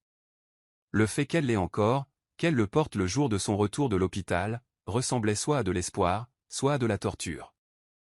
Gary. J'ai apporté du café. Le bon, de la boulangerie où tu travaillais. Dawn hésita un instant, puis s'écarta pour le laisser entrer. Sa maison était tout ce que Gary avait imaginé, chaleureuse et vécue, remplie de ce genre de chaos confortable qui venait de l'éducation de 2 enfants tout en travaillant à temps plein. Des livres étaient empilés sur chaque surface disponible, des photos de famille couvraient le réfrigérateur, et un panier de linge propre attendait d'être plié sur le canapé. C'était un foyer, au sens le plus vrai du terme, et Gary se sentait comme un intrus dans son intimité confortable. « Comment te sens-tu » demanda-t-il en s'installant prudemment dans un fauteuil en face de l'endroit où Dawn s'était recroquevillée sur le canapé. Fatigué. Faible. Mais reconnaissante d'être ici au lieu d'écouter les moniteurs biper toute la nuit. Les enfants doivent être soulagés. Kane n'a pas fait une nuit complète depuis que je suis tombé malade, et Stacy a fait la lessive de tout le monde et préparé le dîner sans qu'on le lui demande. La voix de Dawn était chargée de cette culpabilité particulière des mères qui détestaient imposer des responsabilités d'adultes à leurs enfants. Ils ont pris soin de moi au lieu de l'inverse. Ils t'aiment. Prendre soin des gens qu'on aime, c'est ce qu'on fait. Est-ce ce que tu fais? Prendre soin de moi. Gary considéra la question sérieusement. J'essaie de comprendre ce dont tu as besoin de ma part. Et je commence à penser que ce n'est pas ce que j'avais supposé. Au cours des jours suivants, Gary développa une nouvelle routine. Au lieu de passer 12 heures par jour dans la salle d'attente de l'hôpital, il trouva d'autres moyens d'être présent dans le monde de Dawn sans l'envahir. Il remarqua que la boîte aux lettres au bout de son allée avait un poteau branlant, alors il passa une matinée à la réparer sans qu'on le lui demande. Lorsque sa vieille Honda commença à faire des bruits inquiétants, il s'arrangea pour qu'elle soit révisée pendant qu'elle était à un rendez-vous médical. Plus important encore, il commença à nouer des relations avec Kane et Stacy qui existaient indépendamment de son désir de reconquérir leur mère. « Tu n'as pas besoin d'en faire autant », lui dit Stacy un après-midi alors qu'il venait la chercher à l'école parce que Dawn était trop fatiguée pour conduire. « On t'aime bien déjà. »« C'est vrai ? Kane m'a raconté ce que tu as fait pour les assurances quand maman était à l'hôpital. Comment tu les appelais tous les jours jusqu'à ce qu'ils approuvent le traitement dont elle avait besoin. Et Pavati a dit que tu avais payé le parking pour la famille Martinez pendant l'opération de leur grand-mère. » Gary avait espéré que ces gestes passeraient inaperçus, des actes de service plutôt que de la performance. Le fait que Stacy en ait entendu parler par d'autres personnes plutôt que par lui semblait compter pour elle. « Ta mère a élevé des enfants remarquables, » dit Gary alors qu'ils entraient dans l'allée. « Elle l'a fait. Et tu sais ce qui est le mieux? Quoi? Elle ne réalise même pas à quel point nous sommes remarquables. Elle pense juste que c'est à ça que ressemblent les familles normales. Se soutenir les uns les autres, être là quand les choses deviennent difficiles. Choisir de s'aimer chaque jour, même quand c'est dur. » Ce soir-là, Gary se retrouva assis sur son porche alors que le soleil se couchait sur Millbrook, observant la magie ordinaire d'un mardi soir dans une petite ville. Des enfants faisaient du vélo sur les trottoirs pendant que leurs parents les appelaient pour le dîner. Des couples âgés marchaient main dans la main devant des maisons où les familles s'installaient dans le rythme confortable des devoirs, de la télévision et des milliers de petits rituels qui constituaient une vie. Dawn apparut sur son propre porche, enveloppée dans un châle qui lui donnait l'air de sortir d'un tableau. Elle s'installa sur sa balancelle et commença à lire, levant parfois les yeux pour saluer les voisins qui passaient. « Belle soirée », lança Gary à travers la cour qui les séparait. « En effet », répondit Dawn, sans poser son livre, mais sans le congédier non plus. Ils restèrent assis dans un silence confortable alors que l'obscurité s'installait sur le quartier, chacun absorbé dans ses propres pensées, mais étrangement connectés par l'expérience partagée d'être présents au même moment, au même endroit. « Gary », dit finalement Dawn, sa voix portant clairement dans l'air calme du soir. « Oui. Pourquoi es-tu vraiment ici ?» C'était la question que Gary se posait chaque jour depuis son arrivée à Millbrook. Pourquoi avait-il tout laissé tomber pour conduire à travers une tempête pour sauver une femme qui ne voulait pas être sauvée? Pourquoi démantelait-il l'empire qu'il avait passé 15 ans à construire? Pourquoi apprenait-il les noms des infirmières, réparait-il des boîtes aux lettres et s'asseyait-il sur le porche d'une petite ville au lieu de négocier des contrats dans des salles de conseil? Parce que pendant 15 ans, j'ai réussi tout sauf la chose qui comptait le plus, construire une vie digne d'être vécue au lieu de juste une carrière digne d'être vantée. Dawn ferma son livre et le regarda directement. « Et tu penses que je suis la clé de cette vie? Je pense que tu m'as montré à quoi cette vie pouvait ressembler, et j'essaie de retrouver mon chemin vers elle depuis lors. Gary, j'ai besoin que tu comprennes quelque chose. La voix de Dawn était douce, mais ferme. Je ne suis plus la même femme qui t'a quitté il y a 15 ans. Je n'attends pas que quelqu'un me complète, me sauve ou rende ma vie meilleure. J'ai déjà construit une bonne vie. Une vie complète. Je le sais, mais toi, le sais-tu? Parce que parfois, quand tu me regardes, je vois la même expression que tu avais autrefois quand tu parlais de notre avenir. Comme si j'étais un problème à résoudre ou un objectif à atteindre. Gary sentit la vérité de ces paroles le frapper comme un coup de poing. Même maintenant, après tout ce qu'il avait appris, une partie de lui abordait encore leur relation comme une négociation commerciale. Il élaborait des stratégies pour la reconquérir au lieu d'apprendre simplement à l'aimer telle qu'elle était. Tu as raison, dit-il doucement. J'ai essayé de te convaincre que j'avais changé, au lieu de changer tout simplement. À quoi ressemblerait le fait de « changer tout simplement » Gary réfléchit à la question alors que les lucioles commençaient à clignoter dans l'obscurité grandissante, minuscules points de lumière apparaissant et disparaissant comme des pensées prenant forme. Je pense que cela ressemblerait à construire une vie ici qui n'a rien à voir avec le fait de te reconquérir. Découvrir qui je suis dans cette ville, avec ces gens, quand je ne suis pas en représentation ou en train de prouver quoi que ce soit. Et si cette vie ne t'inclut pas, ce serait tout de même une vie meilleure que celle que je menais avant d'arriver ici. Dawn souriait, même dans l'obscurité, Gary put voir que c'était le premier sourire totalement dépourvu de méfiance qu'elle lui offrait depuis son arrivée à Millbrook. C'est la première chose que tu dis qui ne ressemble pas à une proposition d'affaires. Peut-être parce que c'est la première fois que j'arrête de penser à toi comme à quelque chose que je dois acquérir, pour commencer à penser à toi comme à quelqu'un que je veux connaître. Ils discutèrent jusqu'à près de minuit, leur voix traversant la petite cour comme un pont que l'on construit mot après mot. Dawn lui parla de son travail à l'hôpital, des patients qu'elle avait soignés et de ceux qu'elle avait perdus, des familles qu'elle avait réconfortées dans leurs heures les plus sombres. Gary se surprit à partager des choses qu'il n'avait jamais dites à personne, sa solitude dans le succès, sa peur d'avoir bâti toute son identité autour de réussites qui, finalement, n'avaient aucune importance. Lorsque Dawn rentra enfin chez elle, Gary resta sous son porche une heure de plus, écoutant les bruits tranquilles d'une ville s'endormant, ressentant quelque chose qu'il n'avait pas éprouvé depuis 15 ans, la possibilité qu'il soit exactement là où il devait être. Chapitre 8, la seconde proposition. La fête des moissons de Millbrook avait transformé la place de la ville en une scène digne d'un tableau de Norman Rockwell, avec ses bottes de foin, ses étalages de citrouille et cet esprit communautaire dont Gary avait entendu parler dans les livres mais qu'il n'avait jamais vécu. Il était en ville depuis 6 semaines maintenant, assez longtemps pour comprendre que de tels événements n'étaient pas de simples célébrations. Ils étaient les fils qui tissaient les vies individuelles dans l'étoffe de quelque chose de plus grand et de plus significatif que la somme de ses parties. Gary se retrouva affecté au stand de cidre chaud aux côtés de Dawn, travaillant ensemble pour la première fois comme partenaires plutôt que comme adversaires, naviguant dans le champ de mine de leur passé commun. « Passe-moi cette louche, dit Dawn, les joues rosies par la vapeur s'élevant de la grande marmite de cidre épicé. Il servait un flot ininterrompu de voisins et de visiteurs. Gary s'exécuta, notant avec quel naturel elle commandait l'espace, comment les gens gravitaient vers sa chaleur et sa compétence. Madame Henderson, de la banque, s'arrêta pour remercier Dawn d'avoir veillé sur son mari pendant sa convalescence.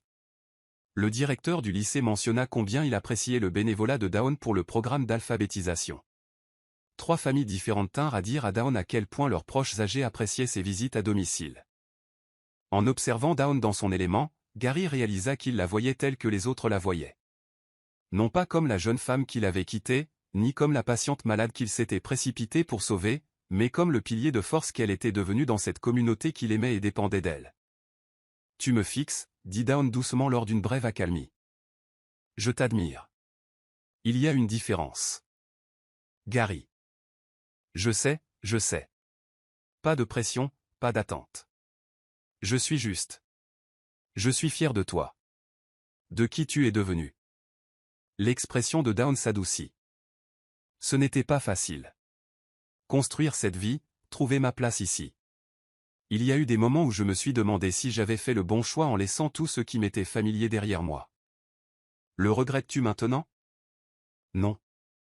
Jamais. La voix de Dawn était ferme, empreinte de conviction. C'est ici ma maison. Ces gens, cette communauté. Ils m'ont vu tel que j'étais et m'ont aimé malgré tout. Ils n'ont pas essayé de me changer, de m'améliorer ou de me transformer en la vision de quelqu'un d'autre. Gary entendit la critique implicite dans ces mots et l'accepta comme mérité. l'homme qu'il était il y a 15 ans aurait probablement essayé de mouler Dawn selon son idée de la parfaite épouse d'homme d'affaires, l'encourageant à abandonner les soins infirmiers pour quelque chose de plus prestigieux, la pressant de se conformer à son monde au lieu de construire un monde ensemble.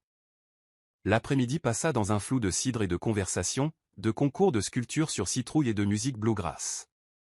Gary se laissa emporter par le plaisir simple de faire partie de quelque chose, de contribuer à un événement qui apportait de la joie à des gens qu'il commençait à considérer comme des voisins plutôt que des étrangers. À l'approche du soir, alors que le festival commençait à toucher à sa fin, la place de la ville se transforma une fois de plus. Des guirlandes lumineuses jetaient une lueur chaude sur les couples dansant au son d'une musique douce jouée par l'ensemble de jazz du lycée. C'était le genre de scène qui existait dans les films et les rêves, parfaite dans son imperfection, magnifique dans sa banalité. « Voudrais-tu danser » demanda Gary en tendant la main à Dawn alors qu'ils finissaient de nettoyer leur stand. Dawn hésita, et Gary vit la guerre se jouer derrière ses yeux, la part d'elle qui n'avait jamais cessé de l'aimer luttant contre la part qui avait appris à se protéger de l'espoir.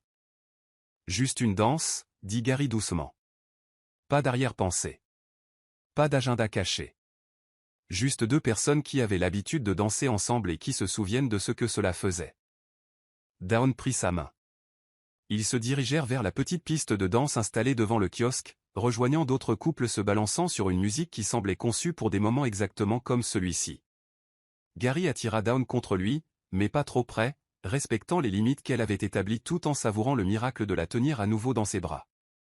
Elle s'emboîtait parfaitement contre lui, comme toujours, sa tête arrivait exactement à son épaule, sa main reposait naturellement sur son cœur. Pendant quelques minutes, Gary s'autorisa à oublier les années de séparation pour exister simplement dans le moment présent avec la femme qu'il n'avait jamais cessé d'aimer. « Te souviens-tu de la dernière fois où nous avons dansé » demanda Dawn, sa voix douce contre sa poitrine. « Ta fête de remise de diplôme. Tu portais cette robe bleue, celle avec les petites fleurs. Je n'arrive pas à croire que tu te souviennes de cette robe. Je me souviens de tout à propos de cette nuit-là. À quel point tu étais heureuse, à quel point j'étais fier d'être avec toi. Comment nous parlions de tous les endroits où nous irions ensemble, de toutes les choses que nous ferions. Nous étions si jeunes. Nous l'étions. Mais certaines choses ne changent pas, Dawn. Certains sentiments ne s'effacent pas simplement parce que le temps passe. Dawn se recula légèrement pour le regarder, les yeux brillants de larmes retenues. Autour d'eux, d'autres couples continuaient de danser, perdus dans leur propre monde privé d'amour et de connexion. Gary, je dois te dire quelque chose. Quoi donc? Ces 6 dernières semaines, te regarder ici, voir comment tu t'intègres dans notre communauté. C'est plus difficile que je ne le pensais. Le cœur de Gary se serra. Plus difficile comment? Plus difficile de me rappeler pourquoi je dois garder mes murs levés. Plus difficile de me convaincre que te faire confiance à nouveau serait une erreur. La musique enfla autour d'eux et Gary sentit quelque chose changer dans l'espace qui les séparait. Pas une résolution, mais une possibilité. Le genre d'espoir fragile qui pouvait soit s'épanouir en quelque chose de magnifique, soit se briser au moindre faux pas. Dawn, laisse-moi finir. Elle prit une profonde inspiration pour se stabiliser. Tu as été différent ici. Patient. Présent. Tu es entré dans la vie de Kane sans essayer de remplacer quoi que ce soit, en ajoutant simplement à ce qui était déjà là. Tu as été gentil avec Stacy sans t'attendre à ce qu'elle t'accepte instantanément comme membre de la famille. Tu as respecté mes limites même quand je sais que c'était difficile. Gary osait à peine respirer, craignant que tout mouvement ne brise le charme de son honnêteté. Mais Gary, j'ai besoin que tu comprennes quelque chose. Je ne suis pas la même femme qui t'a quitté il y a 15 ans. Je suis plus forte maintenant, plus indépendante. Je n'ai besoin de personne pour prendre soin de moi, régler mes problèmes ou rendre ma vie complète. Je le sais. Le sais-tu vraiment? Parce que parfois, quand tu me regardes, je vois encore des traces de l'ancien Gary. Celui qui avait un plan pour notre vie qui n'incluait aucune place pour les surprises ou les détours. La chanson se termina, mais ils restèrent dans les bras l'un de l'autre alors que les couples autour d'eux se séparaient ou se mettaient en position pour la danse suivante. Tu as raison, dit Gary doucement. Une partie de moi est toujours cet homme. Une partie de moi veut toujours te donner la vie parfaite que j'avais planifiée pour nous quand nous avions 24 ans. Mais Dawn, j'apprends que la perfection n'est pas ce qui compte. Ce qui compte, c'est le réel. À quoi ressemble le réel pour toi? Gary considéra la question sérieusement, regardant autour de lui le festival qui touchait à sa fin, les familles remballant leurs couvertures de pique-nique, les adolescents réticents à laisser la soirée se terminer, les couples âgés marchant main dans la main vers des maisons qu'ils partageaient depuis des décennies. Le réel ressemble à ça. La communauté. L'appartenance. Faire partie de quelque chose de plus grand que soi, sans se perdre dans le processus. Dawn sourit, et Gary sentit son cœur bondir en réponse à la chaleur authentique de son expression. C'est une bonne réponse. Dawn, je dois te demander quelque chose, et j'ai besoin que tu saches que je respecterai quelle que soit ta réponse. Elle se tendit légèrement, comme si elle se préparait à une autre proposition qu'elle n'était pas prête à accepter. Gary plongea la main dans la poche de sa veste et en sortit l'écrin, mais cette fois, il ne mit pas un genou à terre. Au lieu de cela, il le tint entre eux comme une offrande plutôt qu'une demande. Je sais que je te l'ai déjà demandé et que tu as dit non pour de bonnes raisons. Mais je dois te le redemander parce que je pense. J'espère que quelque chose a changé entre nous. Gary. Je ne te demande pas d'épouser l'homme qui t'a laissé enceinte et effrayée il y a 15 ans. Je ne te demande pas de t'intégrer dans la vie que j'avais prévue pour nous à l'époque. Je te demande d'épouser l'homme que je suis devenu. L'homme qui veut construire une nouvelle vie avec toi, ici, dans cette communauté que tu aimes, entouré des gens qui t'ont soutenu et des enfants que nous élevons ensemble. Dawn fixa la boîte, son expression illisible. Je veux entraîner l'équipe de basket de Kane et aider Stacy avec ses candidatures universitaires. Je veux faire du bénévolat au centre d'alphabétisation avec toi et vieillir sous un porche où nous pourrons saluer les voisins qui passent. Je veux des jours ordinaires, des moments extraordinaires, et tout ce qu'il y a entre les deux. Je t'aime, Dawn. Pas le souvenir de qui tu étais, mais la femme que tu es en ce moment. Forte. Indépendante. Complètement capable de vivre une belle vie sans moi. Mais j'espère que tu voudras peut-être vivre une vie encore plus belle avec moi. Dawn prit la boîte de ses mains, l'ouvrant pour révéler le simple solitaire qu'il avait choisi avec tant de soin des semaines auparavant. Dans la douce lumière des lanternes du festival, le diamant captura la lueur et la renvoya en minuscules arcs-en-ciel qui dansèrent sur son visage. « Elle est magnifique, dit-elle doucement. Est-ce que cela signifie ? Gary, je t'aime aussi. Je n'ai jamais cessé de t'aimer, même quand j'étais en colère, même quand j'avais peur. » Le cœur de Gary s'envola d'espoir. Mais je ne peux pas dire oui. Pas encore. L'espoir s'écrasa aussi vite qu'il s'était élevé. Pourquoi ? Dawn lui rendit la boîte, les yeux brillants de larmes. Parce que tu me demandes d'avoir confiance dans le fait que tu as choisi cette vie, mais je ne suis pas convaincu que tu comprennes ce à quoi tu renonces. Tu es ici depuis 6 semaines, Gary. Tu as mis tout ton empire commercial en pause. Mais que se passera-t-il quand ton ancienne vie te manquera ? Quand l'excitation de la vie en petite ville s'estompera et que tu te souviendras de ce que cela faisait de conclure des contrats à $1 million ? Cela n'arrivera pas. Tu ne peux pas le savoir. Et je ne peux pas risquer le cœur de mes enfants ou le mien sur ce qui pourrait arriver si tu te réveilles un jour en réalisant que tu as fait une erreur. Gary sentit sa seconde demande échouer tout comme la première, mais cette fois, il comprenait pourquoi. Dawn ne remettait pas en question son amour ou sa sincérité. Elle se demandait si la vie qu'il offrait était durable, si sa transformation était complète ou juste une réponse temporaire à une crise. « Que dois-je faire » demanda Gary calmement. « Tu dois arrêter d'essayer de prouver que tu as changé et changer, tout simplement. Construis une vie ici qui soit plus que me reconquérir.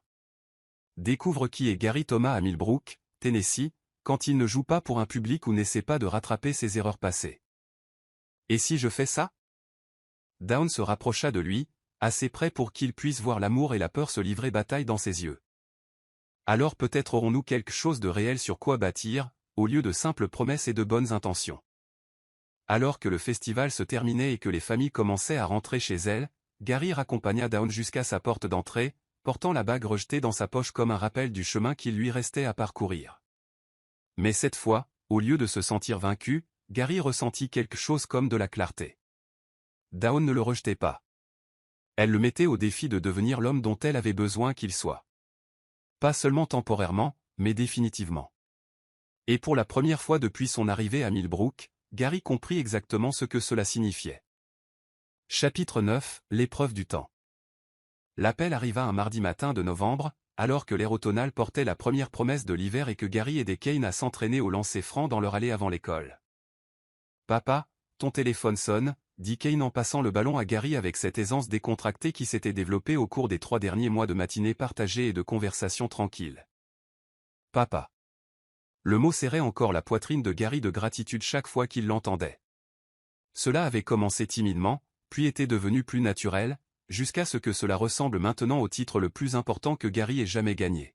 « Gary Thomas », répondit-il en notant l'indicatif régional de New York. « Gary, Dieu merci. C'est Jonathan Morrison, de Morrison Technology. Il faut qu'on parle. » L'attention de Gary s'aiguisa. Morrison Technology était l'entreprise derrière l'accord qui avait échoué lorsque Gary était arrivé à Millbrook. Une acquisition qui aurait valu 50 millions de dollars et positionné la firme de Gary comme un acteur majeur dans le domaine du conseil technologique. « Jonathan, je pensais que notre accord était mort. » Il l'était. Mais tout a changé. Notre principal concurrent vient de subir une violation massive de données et nous sommes sur le point d'annoncer le plus gros contrat gouvernemental de l'histoire de notre entreprise. Gary, je parle d'un partenariat qui pourrait valoir 200 millions sur les 5 prochaines années. Gary attrapa le ballon que Kane lui lançait, notant la confiance dans les yeux de son fils. La supposition facile que Gary serait toujours là pour attraper tout ce qu'on lui lancerait. Ça semble impressionnant, Jonathan, mais je ne suis pas vraiment sur le marché pour de nouvelles acquisitions en ce moment. Tu ne comprends pas. Ce n'est pas seulement une question d'argent, bien qu'il y en ait beaucoup. Il s'agit de positionner ton entreprise comme la première firme de conseil sur la côte est.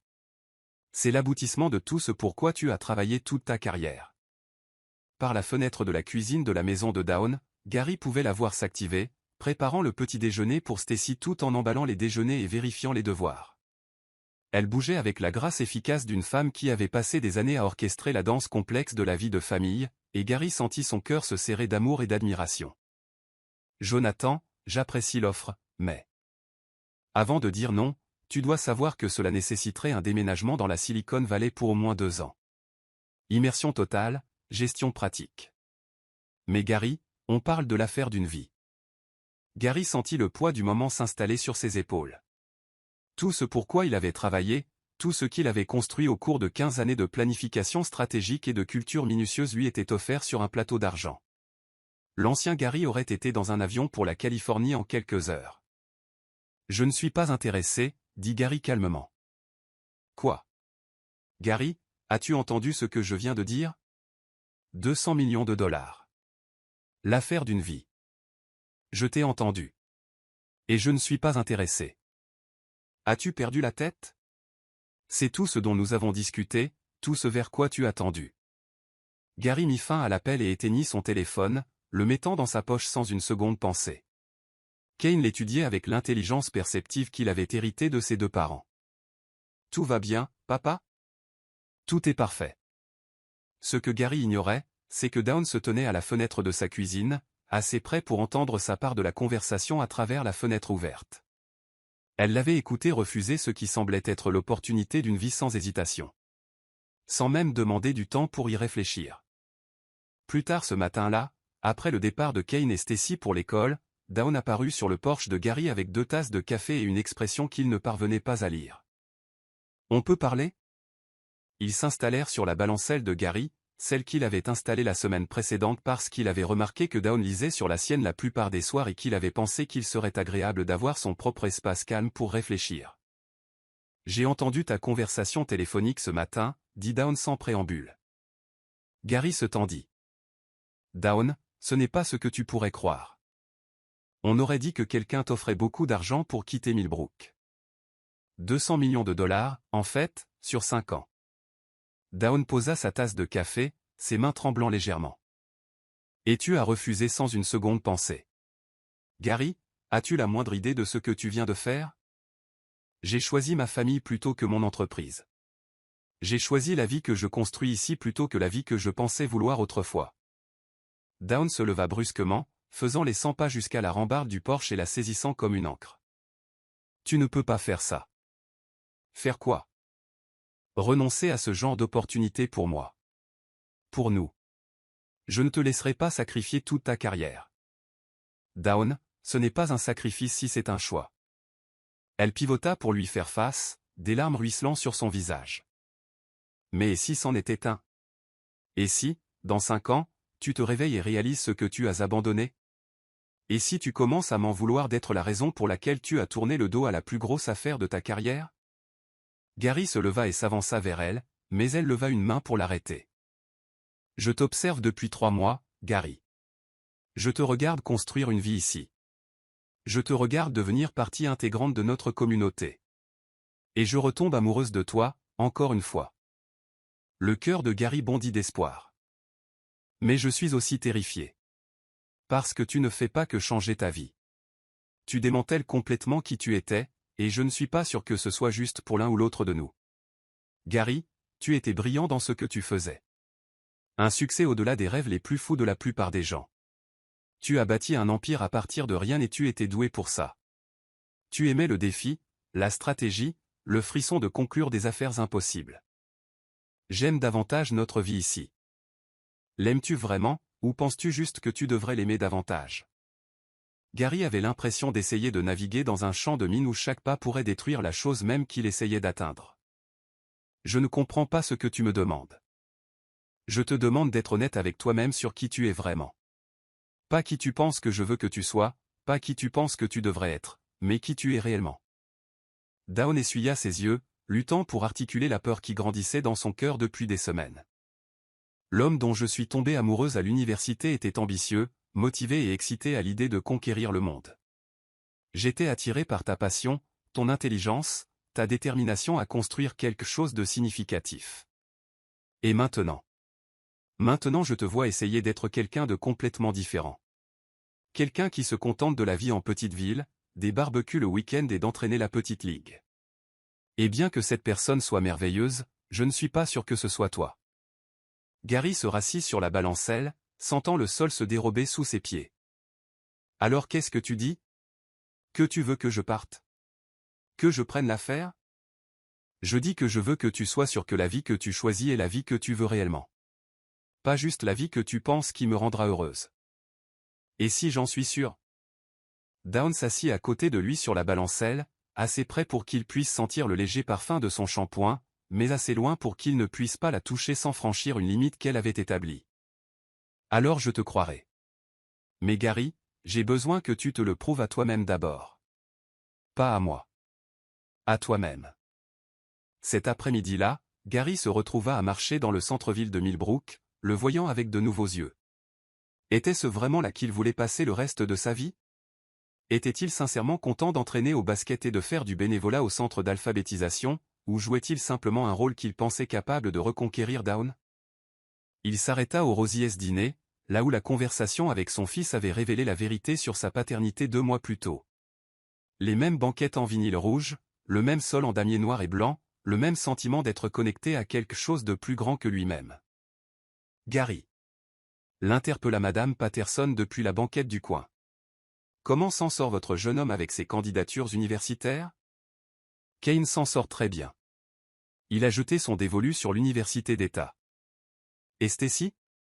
J'ai entendu dire qu'elle a été acceptée dans ce programme de mathématiques avancées. C'est le cas. Dawn est si fière, elle le dit à tous ceux qui veulent bien l'écouter. Gary s'installa dans une banquette et commanda un café, réalisant que quelque part au cours des 3 derniers mois, ces gens avaient cessé d'être des étrangers qu'il essayait d'impressionner pour devenir des voisins dont il se souciait sincèrement. Le petit-fils de Madame Patterson avait des difficultés à l'école et Gary l'aidait à la compréhension de lecture le samedi matin. La famille Martinez avait eu besoin d'aide pour naviguer dans la paperasse des assurances lorsque leur père s'était blessé, et Gary avait passé des heures au téléphone avec des bureaucrates jusqu'à ce que tout soit réglé. Rien de tout cela n'avait été une performance. Tout cela avait été un choix. Lorsque le téléphone de Gary vibra avec un autre appel, cette fois de sa sœur Winona Thomas Sterling, il répondit immédiatement. « Gary, Dieu merci. Akeshita m'a appelé à propos d'une affaire que tu as refusée. Fais-tu une dépression nerveuse? Bonjour à toi aussi, Winona. » Sa sœur, une avocate prospère à Chicago, n'avait jamais mâché ses mots. À 46 ans, elle avait 2 ans de plus que Gary et avait passé la majeure partie de leur vie d'adulte à essayer de gérer sa carrière à distance. Ne me dis pas bonjour. Akeshita a dit que tu as refusé 200 millions de dollars pour rester dans une petite ville à courir après une femme qui ne veut même pas t'épouser. C'est plus compliqué que ça. Vraiment? Parce que de là où je suis, on dirait que tu jettes tout ce pourquoi tu as travaillé parce que tu ne peux pas lâcher une petite amie de fac qui ne veut clairement pas de toi. Gary sentit sa mâchoire se serrer. Tu ne connais pas Dawn. Tu ne sais rien de cette situation. Je sais que tu es parti depuis 4 mois. Je sais que tu as manqué chaque réunion de famille, chaque obligation professionnelle, chaque opportunité qui s'est présentée à toi. Et pourquoi? Une femme qui continue de dire non chaque fois que tu la demandes en mariage? Winona. Maman serait horrifiée, Gary. Elle nous a élevés pour être pragmatiques, pour faire des choix intelligents. Ce n'est pas intelligent. Gary pensa à la réaction de sa mère lorsqu'elle avait rencontré Dawn et les enfants, l'approbation dans ses yeux quand elle avait vu la vie qu'ils construisaient. En fait, maman approuve. Elle a rencontré Dawn et les enfants. Elle comprend ce que j'essaie de construire ici. C'est une autre chose. Des enfants, Gary. Tu as 44 ans. On ne devient pas soudainement père d'adolescent. As-tu la moindre idée de ce dans quoi tu t'engages? La façon méprisante dont Winona parlait de Kane et Stacy fit se serrer la poitrine de Gary d'une colère protectrice. Je m'engage pour une famille. Quelque chose que tu pourrais comprendre si tu posais ta mallette assez longtemps pour construire des relations qui comptent plus que les heures facturables. C'est injuste. Vraiment? À quand remonte la dernière fois où tu as appelé juste pour parler, Winona? À quand remonte ta dernière visite? Tu me fais la leçon sur les choix pragmatiques, mais qu'y a-t-il de pragmatique à bâtir une fortune dont tu n'as jamais le temps de profiter avec les gens qui t'aiment vraiment? Ce soir-là, Gary frappa à la porte de Dawn, la trouvant dans la cuisine en train d'aider Stacy avec ses devoirs d'algèbre tout en préparant le dîner et en triant le courrier. « Puis-je aider à quelque chose ?» demanda Gary. « En fait, oui. » Dawn leva les yeux de l'équation qu'elle expliquait. « Stacy a du mal avec cette unité et je n'ai jamais été doué en mathématiques avancées. » Gary s'installa à la table de la cuisine à côté de Stacy, la guidant à travers le problème avec la même patience qu'il avait autrefois utilisée pour expliquer des stratégies commerciales complexes à des cadres qui ne voyaient pas la vue d'ensemble. « Tu es vraiment doué pour ça », dit Stacy quand le concept fit enfin tilt. « J'ai toujours été bon avec les chiffres. C'est une partie de ce qui m'a rendu performant dans les affaires. Est-ce que ça te manque? Le business? » Gary jeta un coup d'œil à Dawn qui remuait quelque chose sur la cuisinière, mais qui écoutait clairement leur conversation. Certains aspects me manquent. Le défi intellectuel, la satisfaction de résoudre des problèmes complexes. Mais la pression ne me manque pas, ni les voyages constants, ni le sentiment que rien n'était jamais assez. Qu'est-ce que tu aimes dans le fait d'être ici? Gary réfléchit à la question sérieusement, regardant autour de la cuisine où les devoirs étaient étalés sur la table et où le dîner emplissait l'air d'une odeur de foyer. J'aime me sentir utile d'une manière qui compte. Dans les affaires, j'aidais les entreprises à gagner plus d'argent. Ici, j'ai aidé le petit-fils de Madame Patterson à apprendre à lire. J'ai aidé ta mère à naviguer dans la bureaucratie des assurances quand elle était malade. Je t'aide à comprendre l'algèbre. Lequel te rend le plus heureux? Celui-ci. Définitivement celui-ci. Plus tard, après que Stacy fut allée se coucher et que Kane finissait ses propres devoirs, Gary trouva Dawn dans son jardin, coupant les dernières roses fanées de la saison avant le premier gel. C'est une gamine sage, dit Gary en s'installant sur le banc de jardin que Dawn avait installé près de son rosier primé. Elle a traversé beaucoup de choses. Ça rend sage d'apprendre que les gens censés prendre soin de toi ne le pourront pas toujours. Est-ce de cela dont tu as peur? Que je ne sois pas capable de prendre soin de toi et des enfants? Dawn s'assit à côté de lui, ses mains encore sales d'avoir travaillé la terre. J'ai peur de te demander d'être quelqu'un que tu n'es pas. De te faire ce que j'avais peur que tu me fasses il y a 15 ans. Te demander d'abandonner des parties essentielles de toi-même pour t'intégrer dans ma vie. Gary prit ses mains sales dans les siennes, propres, entrelaçant leurs doigts. Dawn, j'ai besoin que tu m'écoutes très attentivement. Je n'abandonne pas qui je suis. Je deviens qui j'étais censé être. Il y a une différence. Comment peux-tu en être sûr? Parce que pour la première fois de ma vie d'adulte, je me réveille chaque matin excité par la journée à venir. Pas anxieux à propos de contrats qui pourraient échouer ou de concurrents qui pourraient me déjouer. mais excité à l'idée d'aider Kane avec ses candidatures universitaires, d'apprendre à Stacy à conduire et de te regarder prendre soin des gens qui ont besoin de toi. Dawn chercha dans son visage, à la lumière déclinante, le moindre signe qu'il jouait un rôle plutôt que de révéler la vérité. Et si tu te réveilles un matin et que cela ne suffit plus? Alors je te le dirai et nous trouverons une solution ensemble. Mais Dawn, je ne pense pas que cela arrivera. Je pense que j'ai enfin trouvé la vie que j'étais censé vivre depuis le début. Alors qu'ils étaient assis dans le jardin où Dawn avait planté des racines assez profondes pour résister à n'importe quelle tempête, Gary réalisa que l'épreuve n'avait pas été de savoir s'il pouvait abandonner son ancienne vie pour elle. C'était de savoir s'il pouvait se faire suffisamment confiance pour en construire une nouvelle avec elle. Et pour la première fois depuis son arrivée à Millbrook, Gary était certain qu'il le pouvait. Chapitre 10, la promesse qui compte. La neige tombait sur Millbrook lorsque Gary reçut l'appel qui changea tout. Monsieur Thomas, ici le docteur Rebecca Martinez de l'hôpital général de la cité. J'appelle au sujet de votre mère, Tallulah Thomas. Elle a été admise suite à un AVC massif. La main de Gary se crispa sur le téléphone. Sa mère, qu'il avait appelée la semaine dernière, qui avait été la seule constante dans sa vie. À quel point est-ce grave? Très sérieux. Elle est dans le coma. Vous devriez venir dès que possible. Après avoir raccroché, Gary sentit le poids de choix impossibles. Sa mère se mourait à 4 heures de route, mais partir maintenant confirmerait toutes les peurs de Dawn sur son engagement. Papa, tout va bien? Kane apparut dans l'embrasure de la porte. Ma mère. Ta grand-mère est à l'hôpital. Elle a fait un AVC. Tu veux que je vienne avec toi? Cette offre simple faillit mettre Gary à genoux. Ce jeune homme remarquable proposait de le soutenir sans hésitation. Tu dois rester ici. Prends soin de ta mère et de Stacy. Dis-leur que je reviens.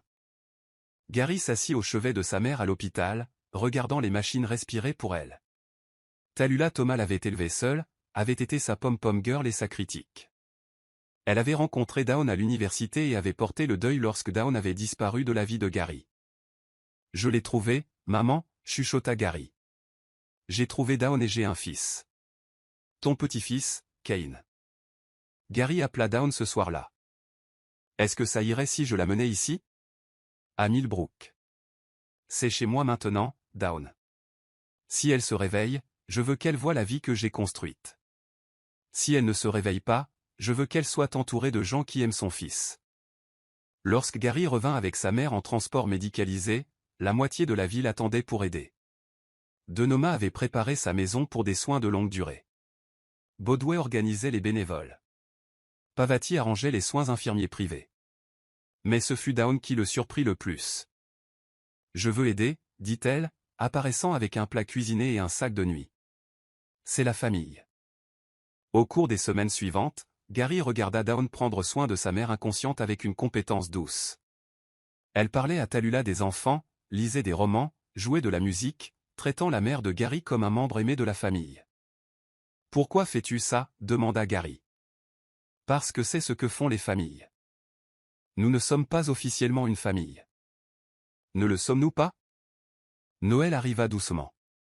Gary passa la matinée à regarder Kane et Stacy ouvrir leurs cadeaux pendant que Dawn préparait un festin. C'était tout ce qu'il n'avait jamais su qu'il voulait. Ce soir-là, en nettoyant le papier cadeau, Gary parla doucement. Dawn, j'ai quelque chose à te demander. Gary, si c'est ce que je pense que c'est. Écoute-moi juste. Je sais que j'ai déjà demandé et je sais pourquoi tu as dit non. Mais je dois demander une fois de plus parce que je comprends enfin ce qui n'allait pas. Gary s'agenouilla à côté de Dawn assise par terre. Je n'arrêtais pas de te demander de croire que j'avais changé, mais je n'ai jamais reconnu ce à quoi tu renonçais en disant oui. Tu as construit quelque chose de beau ici. Indépendante, forte, complète. Et je continue de te demander de risquer tout ça.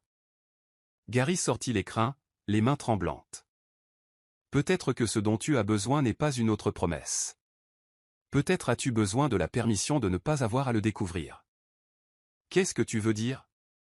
Je devrais arrêter de te demander de m'épouser et accepter que tu pourrais ne jamais être prête.